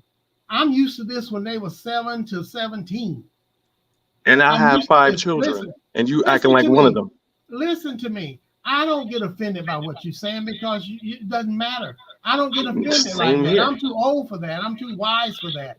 When I said, you said I call you a woman. I said anybody on the panel that cannot talk as men, more emotional about who you like versus what's the substance of what people are talking about. Let's talk about the collective body of us. That's what I said. I said women a lot of times will go through this back and forth so much, men supposed to be the reasoners. So if you took it personal, when I'm talking to more than just you, I'm talking to any and every one of us that cannot hold a conversation, talk about what is good for us. So when Because you took a side, you made a line in the sand as far as your position. So you're not talking about your other panelists. You're talking about me. So that's why I responded to you. You know what? You've been doing this the whole time. He's talking about brother. everybody. You have said you took everything. Everybody's cutting me off. Everybody's talking about me. Why can't I say nothing? You're crying like a child. Because I'm the only I'm the only one here that doesn't gargle Donald Trump's balls. So all of you get in line for that. I don't. So don't tell me that this is coming from nowhere. So don't tell me this is coming from nowhere. You said that Stop insulting my intelligence. Nobody is gargling anybody. Because when you do that, you're saying I'm not gargling you. Everybody's gargling Trump, but you must be licking Biden if you want to go there. And see, and that's how angry you are. Unlike you, I don't give a damn about Joe Biden. I don't give a damn about Trump. Unlike you guys. I don't care. That's your hero. This is team. We've been talking policy for years, even back before during Bush and everybody else in Clinton. We can go back from. I talk administration, the administration. I didn't mention Trump or Biden until you keep saying that. I said the administration, which means that's Congress and the Senate who writes these bills. The president can go in and do executive orders, but the Congress is one write bills. If the president don't sign it and vetoes it, they can go back and do a majority vote to still make that thing a law. I'm talking about the administration who's writing these bills. Trump nor Biden are writing any bills, period. Nor are they vice presidents, period. Well, maybe you could answer my question then, or what I said as far as the practical part of it. Do you remember what I said? No, y'all been talking, everybody interviewing with everybody so much. Please remind me. Well, what I said was I vote Republican, right? I heard that part, yes. And my thing is, from working all over the U.S., I always say that. I remember that. The Democrats and the Republicans both benefit from immigrants. That's true. coming across the border. I won't disagree And with my that. thing is, when Trump get in, and he will, he may have a knee-jerk reaction at first and do all kinds of different things, but eventually it is really not going to stop it. It might slow it down, but it's not going to stop it because both of them benefit. And practically, the Republican love this because most of the time, Hispanic tend to gravitate towards the Republican eventually when they get their paperwork and they settle down. So that normally happens. And they both benefit because these corporations, some of them are Democrats, some of them are Republican. They all benefit from immigrant. So I don't think it's going to stop. So I'm not disagreeing with that in and of itself. I'm not going to disagree with that because that's true in and of itself. What happens is there are certain rules and laws in place for legal immigration to come through. Somebody's going to always slip. This is an influx that has been allowed to happen. That's a different thing. So when we up here talking, we're being replaced as a voting group anyway. We're being replaced as a potential labor force anyway. Where I say when people are talking about FBA, we built this country, I say they are rebuilding the country. Understand? They're upgrading the country if you really want to know. That's why you see them almost everywhere in construction and everything else. When I was in the food service industry for 28 years, the reason why I moved on to finance and everything else in banking, I saw them coming in more and more in every restaurant, more and more. All they had to do is say, I got a friend coming over. They say, bring them in. Let's hire them. So I moved on to something else in banking and finance and mortgage because what I used to love to do was now being influxed by a whole nother culture or race of people. So this is what's happening now. If you want to push your minimum wage to $15 and $20 before they can do the robots, they're bringing in these people. So every corporation does well with that. So you prove my point. Yeah, I'm not going to disagree when you're right. It's just sometimes it's people listening the right way to what you're saying. Sometimes your delivery may not be as clear as what needs to be. So what I am saying is I'm not going to disagree with your point. The only thing is that may change is that they won't just let millions come through at a time. Right. That's what it Exactly. That's I what it wanted to ask you a question, sir. Yeah. We know this, everything that's happening today was already foretold. We've had people like Dr. Claude Anderson give us a warning. Exactly. And black folks have turned their back on him. The problem with us is we're hard-headed. We don't listen. We get emotional. And we don't read the true tea leaves of what's about to happen. Now, I wanted to ask you this. Another part of this connection, when you look at the Democratic Party that I think has contributed to this nonsense, is that you look at San Francisco, sanctuary city, Los Angeles, sanctuary city, Chicago, sanctuary city, New York, sanctuary city. What do those cities all have in common? They have a pretty good number of black people. These groups are being, as you're already seeing, sir, they're being dumped upon in black communities where black people are being impacted in terms of the resources.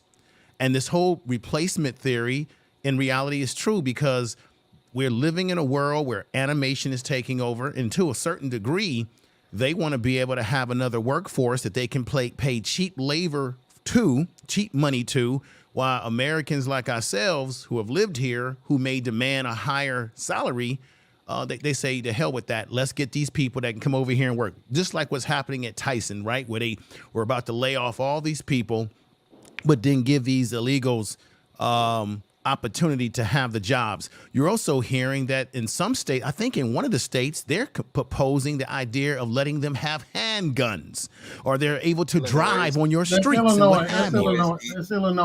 That's Illinois. Yes. Okay, I just want to make sure it all is crazy to me, sir. So how much, this is my question. I know I went in a long about way, but how much of this sanctuary shit is also having an impact? And I got to be honest, these sanctuary cities are run by Democrats.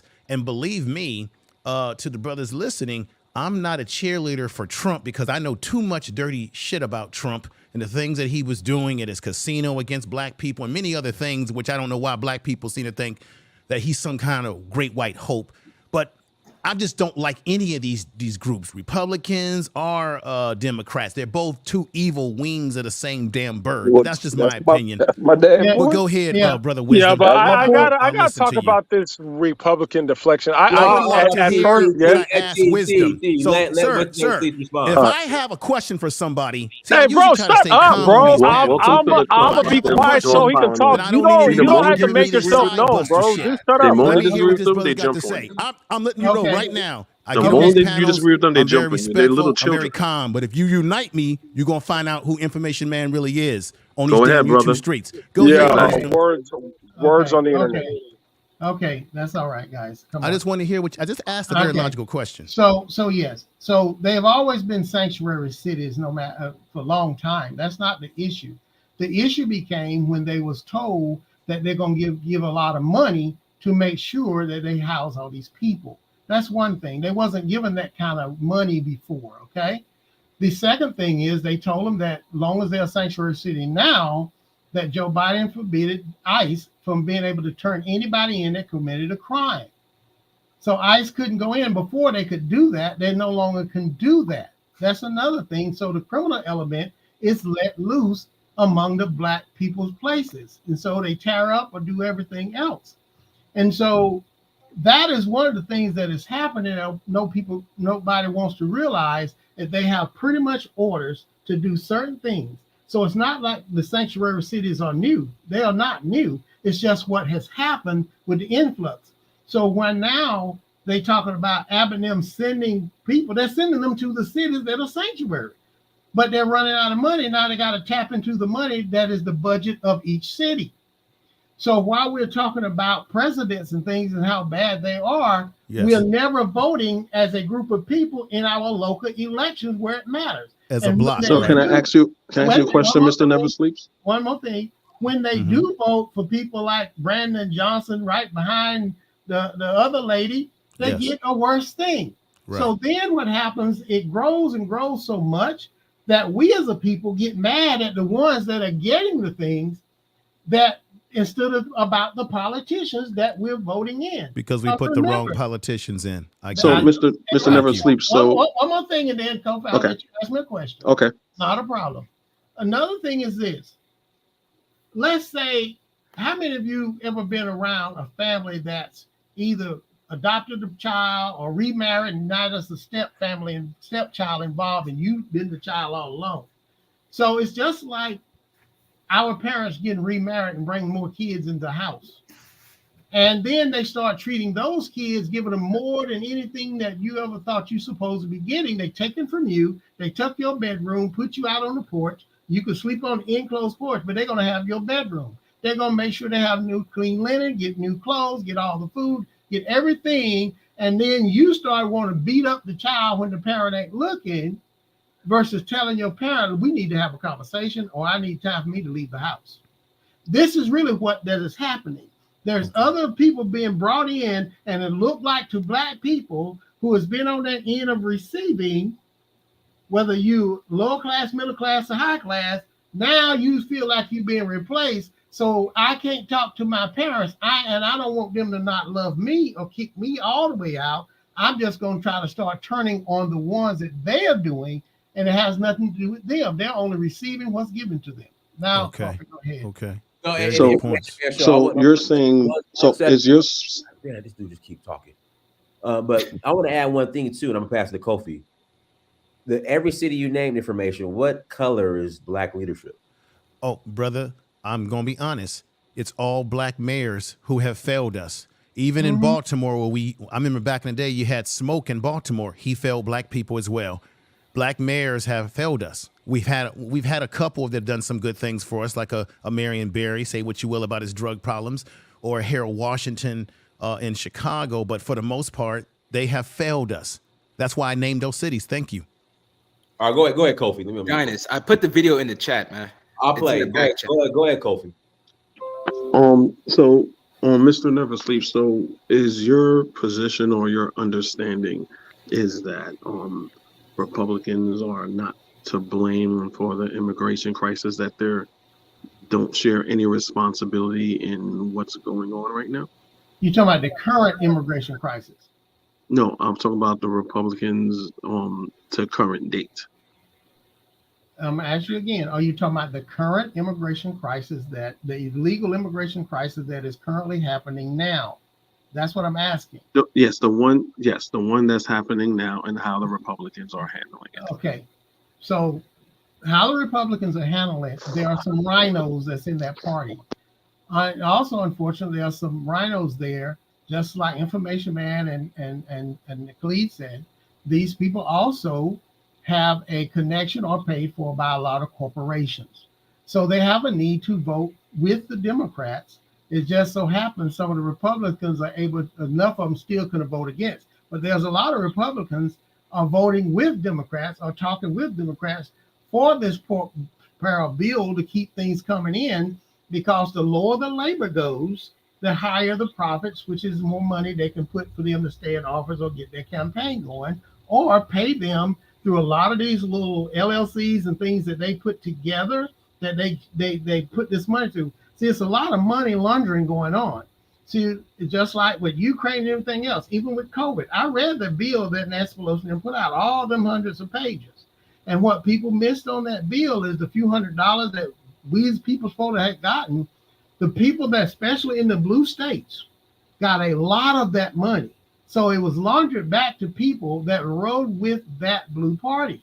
That's just the truth. And some of the rhino states that was also in on it. So a lot of the red states got a lot of that money at levels of people that supposed to get money. So that's what really happens. And it still happens today when they're writing bills. So there is absolutely not 100% of Republicans that are saying, let's close the border. It's not 100% of them. So what I'm getting at is we are still always looking at the president. We look at those presidents when they're doing executive orders. Okay, that's when we look at that, because that's the ones they have control over. So look at the people in the House and the Senate when they're saying, well, you know, because the bill gonna only pass a certain way, they got enough votes, period.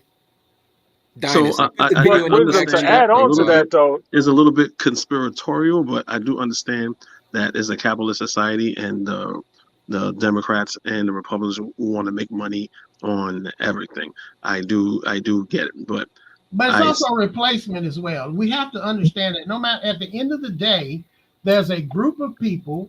There are some of them are very criminal. They're unloading things. My only concern here in the end of the day, why can't we talk about we are being replaced and what can we do, regardless of who we like, dislike? There's this thing is in place to replace you, and like T said earlier, Dr. Claude Everston said his date was 2015, the year that it would be happening. So yeah, but we're already lost because we're like 13-14% of the population. So, yeah, but wisdom. You can't let them get away with the Republican argument, because the thing is, there is a civil war going on in the Republican Party with the MAGA movement. Because this is why the rhinos go on CNN, like Mitt Romney, John McCain, who I don't care for him, he died or whatever. But this is why they're all anti-Trump. That's never Trump.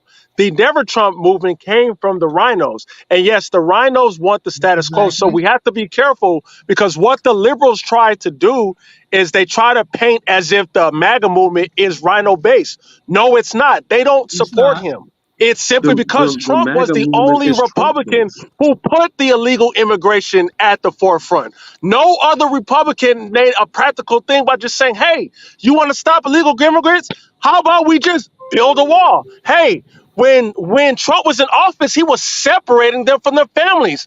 I agree with that. That was extreme. But to say that the Republicans are for it, why would Trump then separate families at the border? I don't know, maybe to de-incentivize illegal immigration? Why would Trump say, hey, instead of coming in our country, remain in Mexico? I don't know, maybe to de-incentivize illegal immigration? So we have to be careful. There is the rhinos and there's a MAGA movement. And this is why they don't want Trump in, because once he gets in, and if we have a super majority, we may just get a wall. And this is the difference between MAGA and Republicans. And this is why people don't like MAGA, because MAGA will be like, who cares if Trump separates people from kids? All this immoral bullshit. And that's why you have. They will separate you if you commit a crime, brother. Brother, take your kids to the store and rob a store and watch you get separated. I'm speaking. You have that's why the Republican Party. They was doing that on Obama. Don't do that. They was doing that on Obama. Mr. Wisdom. There's a difference between keeping. Okay, you're here illegally. I get that. No one's fighting that, right? No one's fighting that. On how, and don't use that Obama, that's bullshit. Obama deported more people. Obama deported more people than Trump. what you're not going to And get that away was the with is that. separation part that you're missing. Okay, see, I give people the same respect. I don't try to cut no one off. I No, try you to don't. work Wow, on come on now. We're just Okay, having a all right, spirited you know what? You conversation. guys Go have ahead, fun in your man. MAGA, I want, Go in ahead, your go ahead. MAGA Go I want to ahead, ask you a brother. discussion. question. This will You be a don't more want liberating you question. don't Okay. want to I'm hear gonna it wait from me. You for want Kofi to confirmation. Go finish ahead, his. Kofi. Go ahead, Kofi. I'm gonna let him Go ahead, finish and then please. I'll speak because I Please got to go get ahead. off the panel. I just wanted to say this. We all have opposing ideas as to what's going on, right? What I've noticed, you're an older brother. What I notice is that if you look at history, whenever black people go against adversity, a crisis, something that happens, it tends to make us rise to the occasion. So if the truth is that they're trying to replace us and that these other groups are coming over here to get resources, not to be our friend, and that there's no unity between us and that black people need to be on code, do you believe that out of the adversity that these situations will finally at some point in time make black people wake up and realize that we truly need to be on code, we truly need to work together as a block like we should when it comes to voting, because we have so many enemies and not many friends? What do you say? You know, because I believe, brother, that we need to have more logical questions to these issues. What are your thoughts? I agree with you. Yeah, but that's not going to happen right now because we're too far gone as a total people. I'm sorry. We might have 144,000 or 200, 300,000, but in the millions that we need, no. I'm sorry. We're too emotional, too drained, too brainwashed, too sick, too separated. And it's just like LeBron James said, why don't they love us? And we still looking for the pat on the back, the love from the people that you always said is your enemy. And until we get away from that and come into logic and come into truth and use facts over feelings, yes, we as a people, it's only going to be a few of us to go somewhere on an island or somewhere in another place and make it okay. It's going to be too many left behind because now we're too mentally and emotionally enslaved versus physically enslaved. Right. That's but check the this real out, problem. brother. My rebuttal, or actually, I kind of agree with you, but a little bit of my rebuttal to what you're saying is that what you're saying has always been the truth of history. There's always been only when we were on plantations going through shackle slavery, or at least our ancestors, there was always just a small number of black men and women who said, let's escape, let's run away. While you had the house nigga that would say, no, I'm not going anywhere. I'm dressing good. I'm living in the big house. You're going to always have slave mentality. And even in this crisis right now, there will always be a small number of black folks who will ride on the right side for our future. That's how it's always going to be. So when you say, no, we're not going to, no, there's always going to be a few. And all you need, and check this out, it only took a few to get us where we are today out of what we were in yesteryears, brothers. So I'm not a person who believes that there's no hope for black people. You know why? Because I see too many young ladies and men who I deal with who are doing great things. Other than rapping and dancing and entertaining and doing the sambo and gumbo stuff. So I can't say that we don't have any hope. All we need is people with critical thinking skills, which is the most important thing you can have, is critical thinking skills to rise up. It'll always be just a few, brother, and you know that. Don't tell Brandon that. Misinformation, I don't care. It's not about who I tell that to, brother. It is the truth because history has proven it. And none of you on this panel can deny that because history has proven it, or our Negro asses wouldn't be here right now on this panel using this technology that none of our ancestors could have ever imagined. Agree. That's my point. That's my point. But don't tell Brandon that. Never sleeps. Peace to Kofi. Peace to Darrell. Peace to all of you and the great brother Prince Dynasty. Y'all take care. One last thing. All right, brother. Information, man. Thank you. It wasn't all the house people that just said no. It was a lot of field people didn't. I get it, brother Wisdom. But you get what I'm really trying to say, though, I brother, hear you. in principle. I hear you. Thank you. But also history teaches us that as a people, most cultures are coming against. And what Claude Anderson said, we have too many groups that we can't fight on every front. So if we don't have enough people that let's say, hey, let's get in the trenches, let's forget our divide, and let's do what we need to do as a collective, no matter what we do. Everybody don't have to be out front. Because remember, there was a lot of people that the union said, hey, you can be free if you come fight with us. You can be free. They said, I'm going to go ahead and help the South that's imprisoning me fight against you, my freedom as a people. when they did the Homestead Act and changed it from whites to black and said, okay, you can get 150 acres, you know, they didn't, if you just work it for 5 years, it'll be yours. A lot of them stayed on the plantation and take the 150 acres. Now they still talk about 40 acres of new when reparations was already offered at 150 acres. A lot of people don't talk about that history. Come on now. So a lot of times we don't want to do the work for the fields to get what we need because we need it instantly. Well, I hear where you're coming So from. I'm not saying there's no hope. I'm just saying that as a collective body, most of our people will not swell up in the same manner as the rest of them are swelling up against us. Right. That's what I'm saying. But we don't need, and this is historical. Our problem is that we have too many Sambos and Gumbos talking for us. We don't need them. We need to get rid of them. Just like the Haitians got rid of their Sambos and Gumbos. Everybody take care. What they're saying, though. We're repeating All right, brother. Yeah. All right. Thank you. Yeah, we got those Sambos because they're handpicked. They're handpicked and presented in front of our people. Look, they got the same skin color as you. Go vote, and it works every time. They did that to black folks when they put Kamala Harris as the quote unquote first black woman as the VP. That was it. You didn't know anything about her policies or what she was going to do for black people. They Unless just you lived looked in at the black California. community, sees us as an emotional people, and say, let's just give them a black woman so we can get their vote, and then continue to ignore them. And it works. It works. So what about the Republicans that don't offer nothing but fair market? Can you tell me what the Republicans is offering?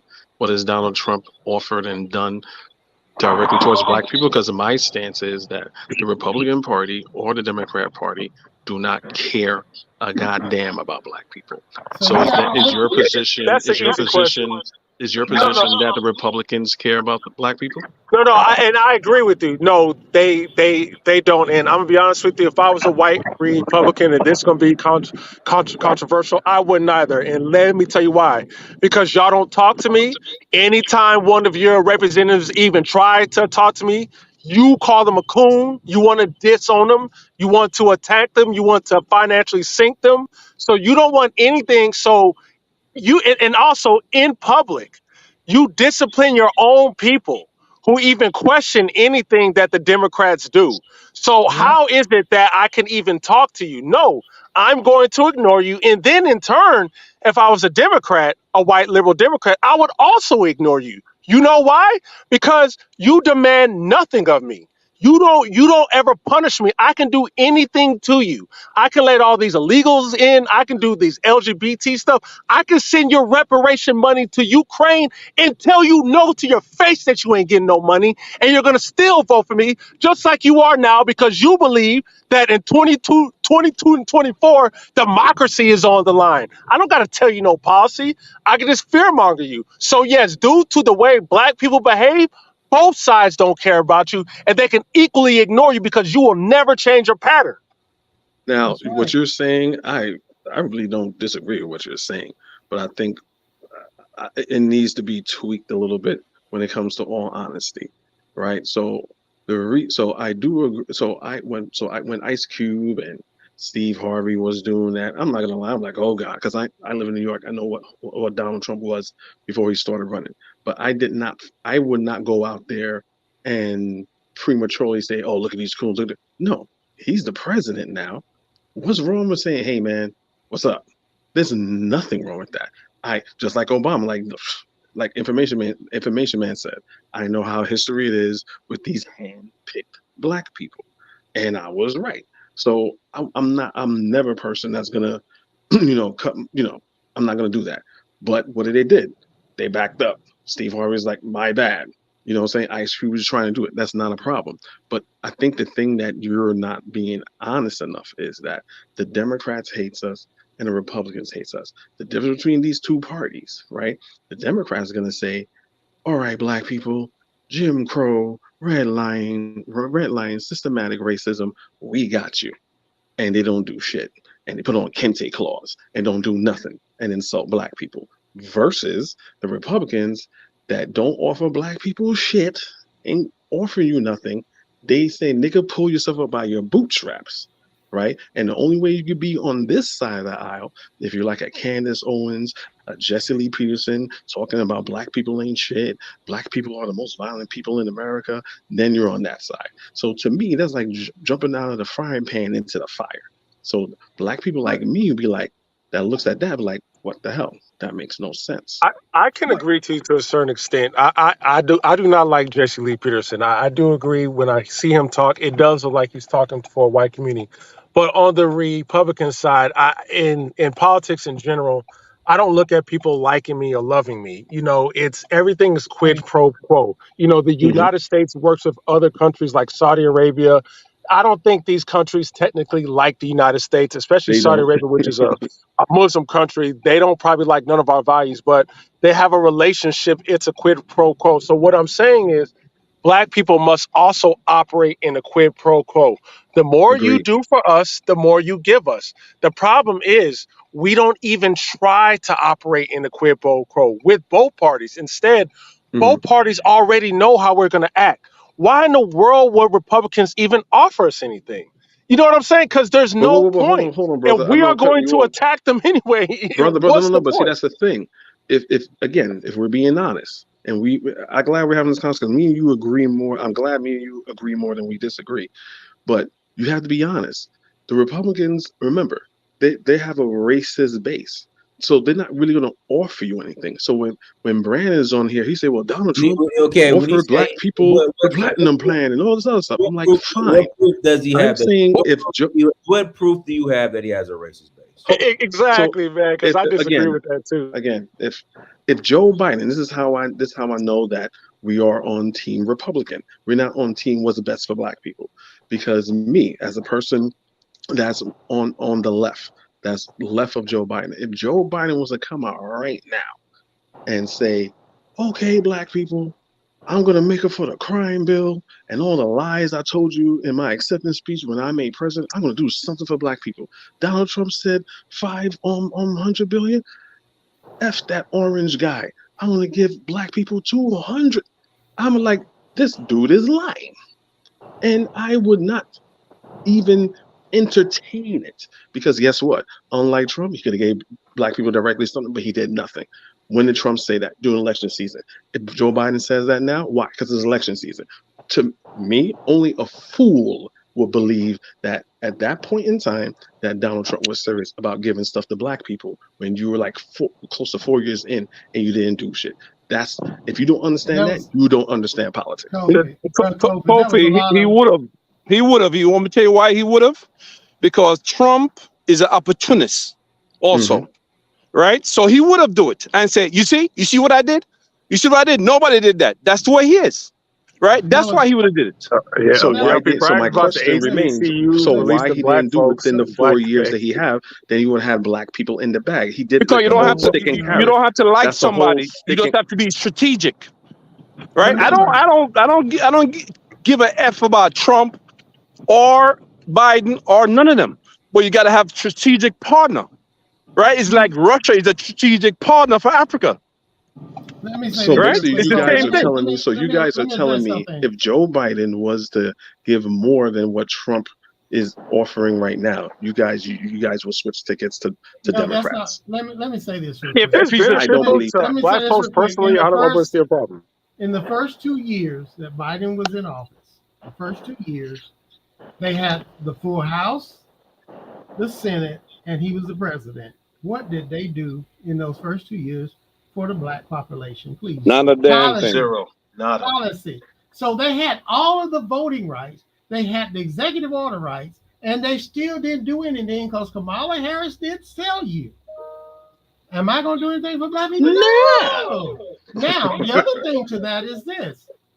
Most of the time we get into this, we don't want to talk what policies that came through. I don't care how small they were or large they were. There were still policies that affected us during the Trump administration more than it has been during the Biden or Obama administration. That's what I'm saying. Policies That is true. Opportunity. So can you please list those policies?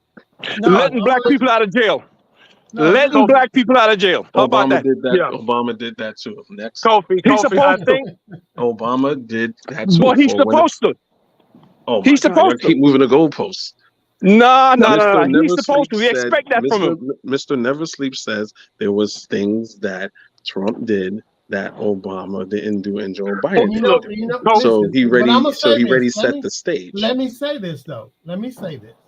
If I can take time out of my busy day, and everybody's busy, to do some homework on these things, I want you to start doing the same thing, because that way, when we at the table, we can start talking about the policies that affect us and the ones that, either way it goes, the ones that affect us bad or good. We got to stop asking everybody what. It's just like, I remember all these conversations being going on, and every time somebody saying, Dynasty consider, well, what is the solution? What is the solution? And there's been solutions offered year in, year out, day in and day out, and always somebody comes. What is the solution? No, the reason why I'm asking, the reason why I'm asking because I don't know anything. Remember, well, me and T said that the Democrats and the Republicans don't do anything for Black people. But here, correct me if I'm wrong. Here, you're saying that Trump did. So I'm asking you what policy. I'm not talking about trickle down economics, because we know when America has the cold, Black people have the flu. When American does good, we do our. He didn't say. Let me correct you. He never said that the Republicans did not do anything. What he said is that why would they want to do more of anything if you always gonna call them racist anyway? Mm-hmm. And the Democrats don't have to do anything because you don't challenge them on anything, because you're giving them their vote. You're not voting for the Republicans anyway, so you need to be talking about the person that you're giving your vote to. Exactly. That's what he's talking about. Yeah, they get 90% of our vote. Like, that's why the heat is mostly turned on them, and then they pander to us. They like, Black women. We thank you for saving democracy. These are all emotional arguments to avoid talking policy. I agree with that, but see, the things that you guys are avoiding is you're not taking political accountability for your party.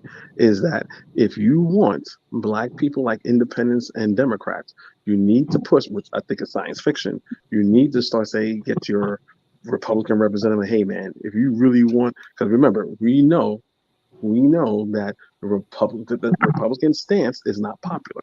Well, every Republican president that has been in office is through the Electoral College. They never got the popular vote. So whatever stances you on or don't have, the American people don't want to rock it. Let me offer some correction to you. But in this case, it is not about us that say those that say they vote Republican talking to the Republican.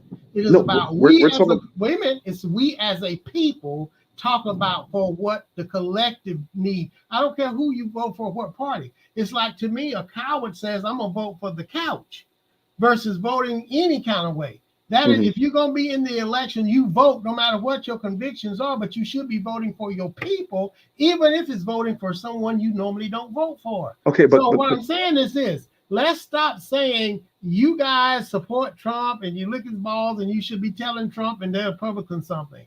We can say the same thing about those that vote for Democrats. But if we're truly independent mindset of people, truly, we don't care about that. We care about what can you do for me if you're going to get our votes. And we got tore down about that before the last time we challenged people on that. And they kept saying, well, we're going to hold them accountable once they're in office. But see, that's the crux. But that's the crux of the situation. This is what I'm trying to drive home. I get what you guys saying. I understand what you guys saying. What you guys saying is not crazy. We need to do a Black so-called Southern strategy and switch parties. I get that. I didn't say switch parties. Hold on. The thing that you guys are not grasping is that if you want Black people, like T, you said it right here, it's supposed to be quid pro quo no matter what party. Democrats are not doing quid pro quo because they know they got the Black vote in the bag. So it's on the Republican side to say, hey, look, again, I think it's science fiction just because of their base. If the Republicans need to be on something, hey, instead of word salad and feel good words, they need to say, hey, look, Black people, this is what we're going to do. This is what we're going to do for you, and actually mean it. Then you're going to get everyone from the Democrat side start turning their heads like, maybe they ain't Kofi, I agree with you on that. Like, guys, I mean, if we're going to be realistically, there is no Black platform for the Republican Party. So I am going to agree to that. The thing is why independents like me voted for Trump. It's not only just for Black people. I live in the state of Texas. illegal you're in a red immigration state. is a problem for no. Illegal immigration is a problem over here. Like you can talk to any African American here, including the Democrats. My uncle They will lives in say, you Texas. He know lives what? in Dallas. I don't like that. They will say, I may not like what Trump is saying or his brashness, but he is right about this illegal immigration problem. I also know about foreign policy as well, and I do not like the United States meddling. I don't like us getting into what's going on in Ukraine. I don't like us getting into the wars in the Middle East. I see all this wasteful spending. I like how Trump was like, you know what? We need to mind our own business. We need to take care of our own. We need to stop Yes, trying to police the world. I'm listening to these policies. Exactly. I don't really care about Trump's personality. You know what I'm saying? thank Unfortunately, you, thank yes, you. yes. But for him to say black only, unfortunately, because black people do not have like we don't even have an agenda to come together as a collective. And I'm gonna be honest with you, I am gonna blame the left more than the right because it's the left that openly, the black left, the black hip hop medias that calls everyone on the right a coon. They even write articles about how like black conservatives are sellouts. They were even attacking black men in 2020 because of the polls showing black men supporting Trump, saying black men, But T you brother, need to stop but being T brother, misogynist but and vote you, like black I'm women. not T brother. But Yeah, even what you admitted that, hey, yeah, look, there are some people like your Jesse Lee Petersons are like that. There are yeah, some yeah. black I conservatives totally agree. that are like that. Like put it like this, I go fishing. I met this older gentleman, right? We started talking. He says, hey, look, I'm a Republican. He probably thought that rubbed me the wrong way because, like you said, most black people vote Democrat. But this is what the brother said. He said, hey, look, I've been working for ExxonMobil since I was a young man, and I retired. I had a good pension plan, and the Democrat Party is on going green. I understand global warming and things like that, but that messes with my money, the things that I work hard for. So when it comes to that, I'm like, wow, I understand where this brother's coming from. Older gentleman, and we had nothing but respect for each other because I understand why he's voting. He didn't agree like you T. You say, wait, I don't. Okay, Trump's personality and party's racist, whatever, but I'm not voting them for that reason. I have problems with people like Brandon, right? That Trump does no wrong. That's why I call him MAGA. You have a lot of Republicans that are not MAGA. You have your Liz Cheney's, and she is hawkish as they come. They you have Mike Pence. These people lost their career because the Republican Party is mostly MAGA. But So Kofi, do you know what they stand for though? Like Liz Cheney is a warmonger. yes, So is Mike yes, Pence. Like so you Yeah, understand yeah. there's a civil war rooting these rotten rhinos out, right? But that same thing is not happening in the Democrat Party. Because not I to don't that want you to level, think not to like that Liz level, Cheney but is some not to that American level. first ally because she's No, she's not. not. She's probably pro-Israel than pro-American. Oh hell yeah, Yes, hell yeah. yes. No, but Don, saying can I say something real quick? I have to go. Yeah, no, you can ask me a question. Then we're gonna close out. Go ahead. Okay. It's not even a question. Could we do a show, right, on a more positive side? Let's say the way forward, the accomplishment of black people in America here right now as we speak, right? Economic and educational and something more positive to move on to. So this is Hold this on, pure I want to doom show and you something. gloom. I want to show you something real quick. Hold on 1 second. We can. I'm all for it, but let me show you something. Give me 1 second. Hey, what I do? Here we go. Here we go. Here we go.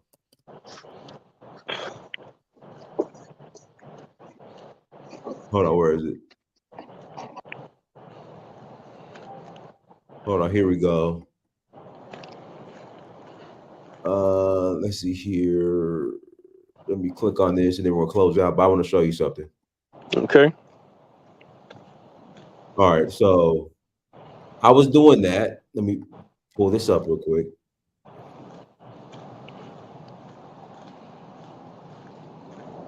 So I did a video on David Stewart.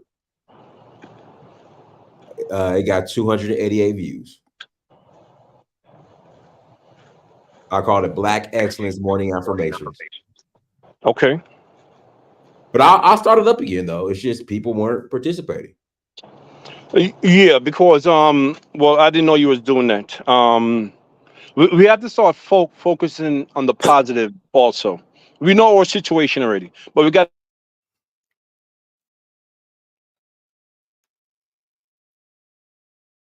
You there? Oh, I think we Exactly lost what's him. going on in Jamaica. He does not, and I didn't want to go back and forth, but I'll pull up all the statistics so we're going to be dealing with America only for now on what's going on in America, the accomplishment of Black people. Now, I'm not talking about basketball players or entertainers. I'm talking about corporation, the regular working class, and so forth, the home ownership, and so forth and so on. That's what I want to, speak on. Okay, that's fine. All right, everyone. Thank you so much for joining. Like, share, subscribe. Until next time, family. Dynasty Mirror, search for Huru. Peace. Peace. Hey, and Kofi, I just want to say, man, that was a great discussion, man. Like Yeah, real me talk, too. man. I like Yeah, that we real can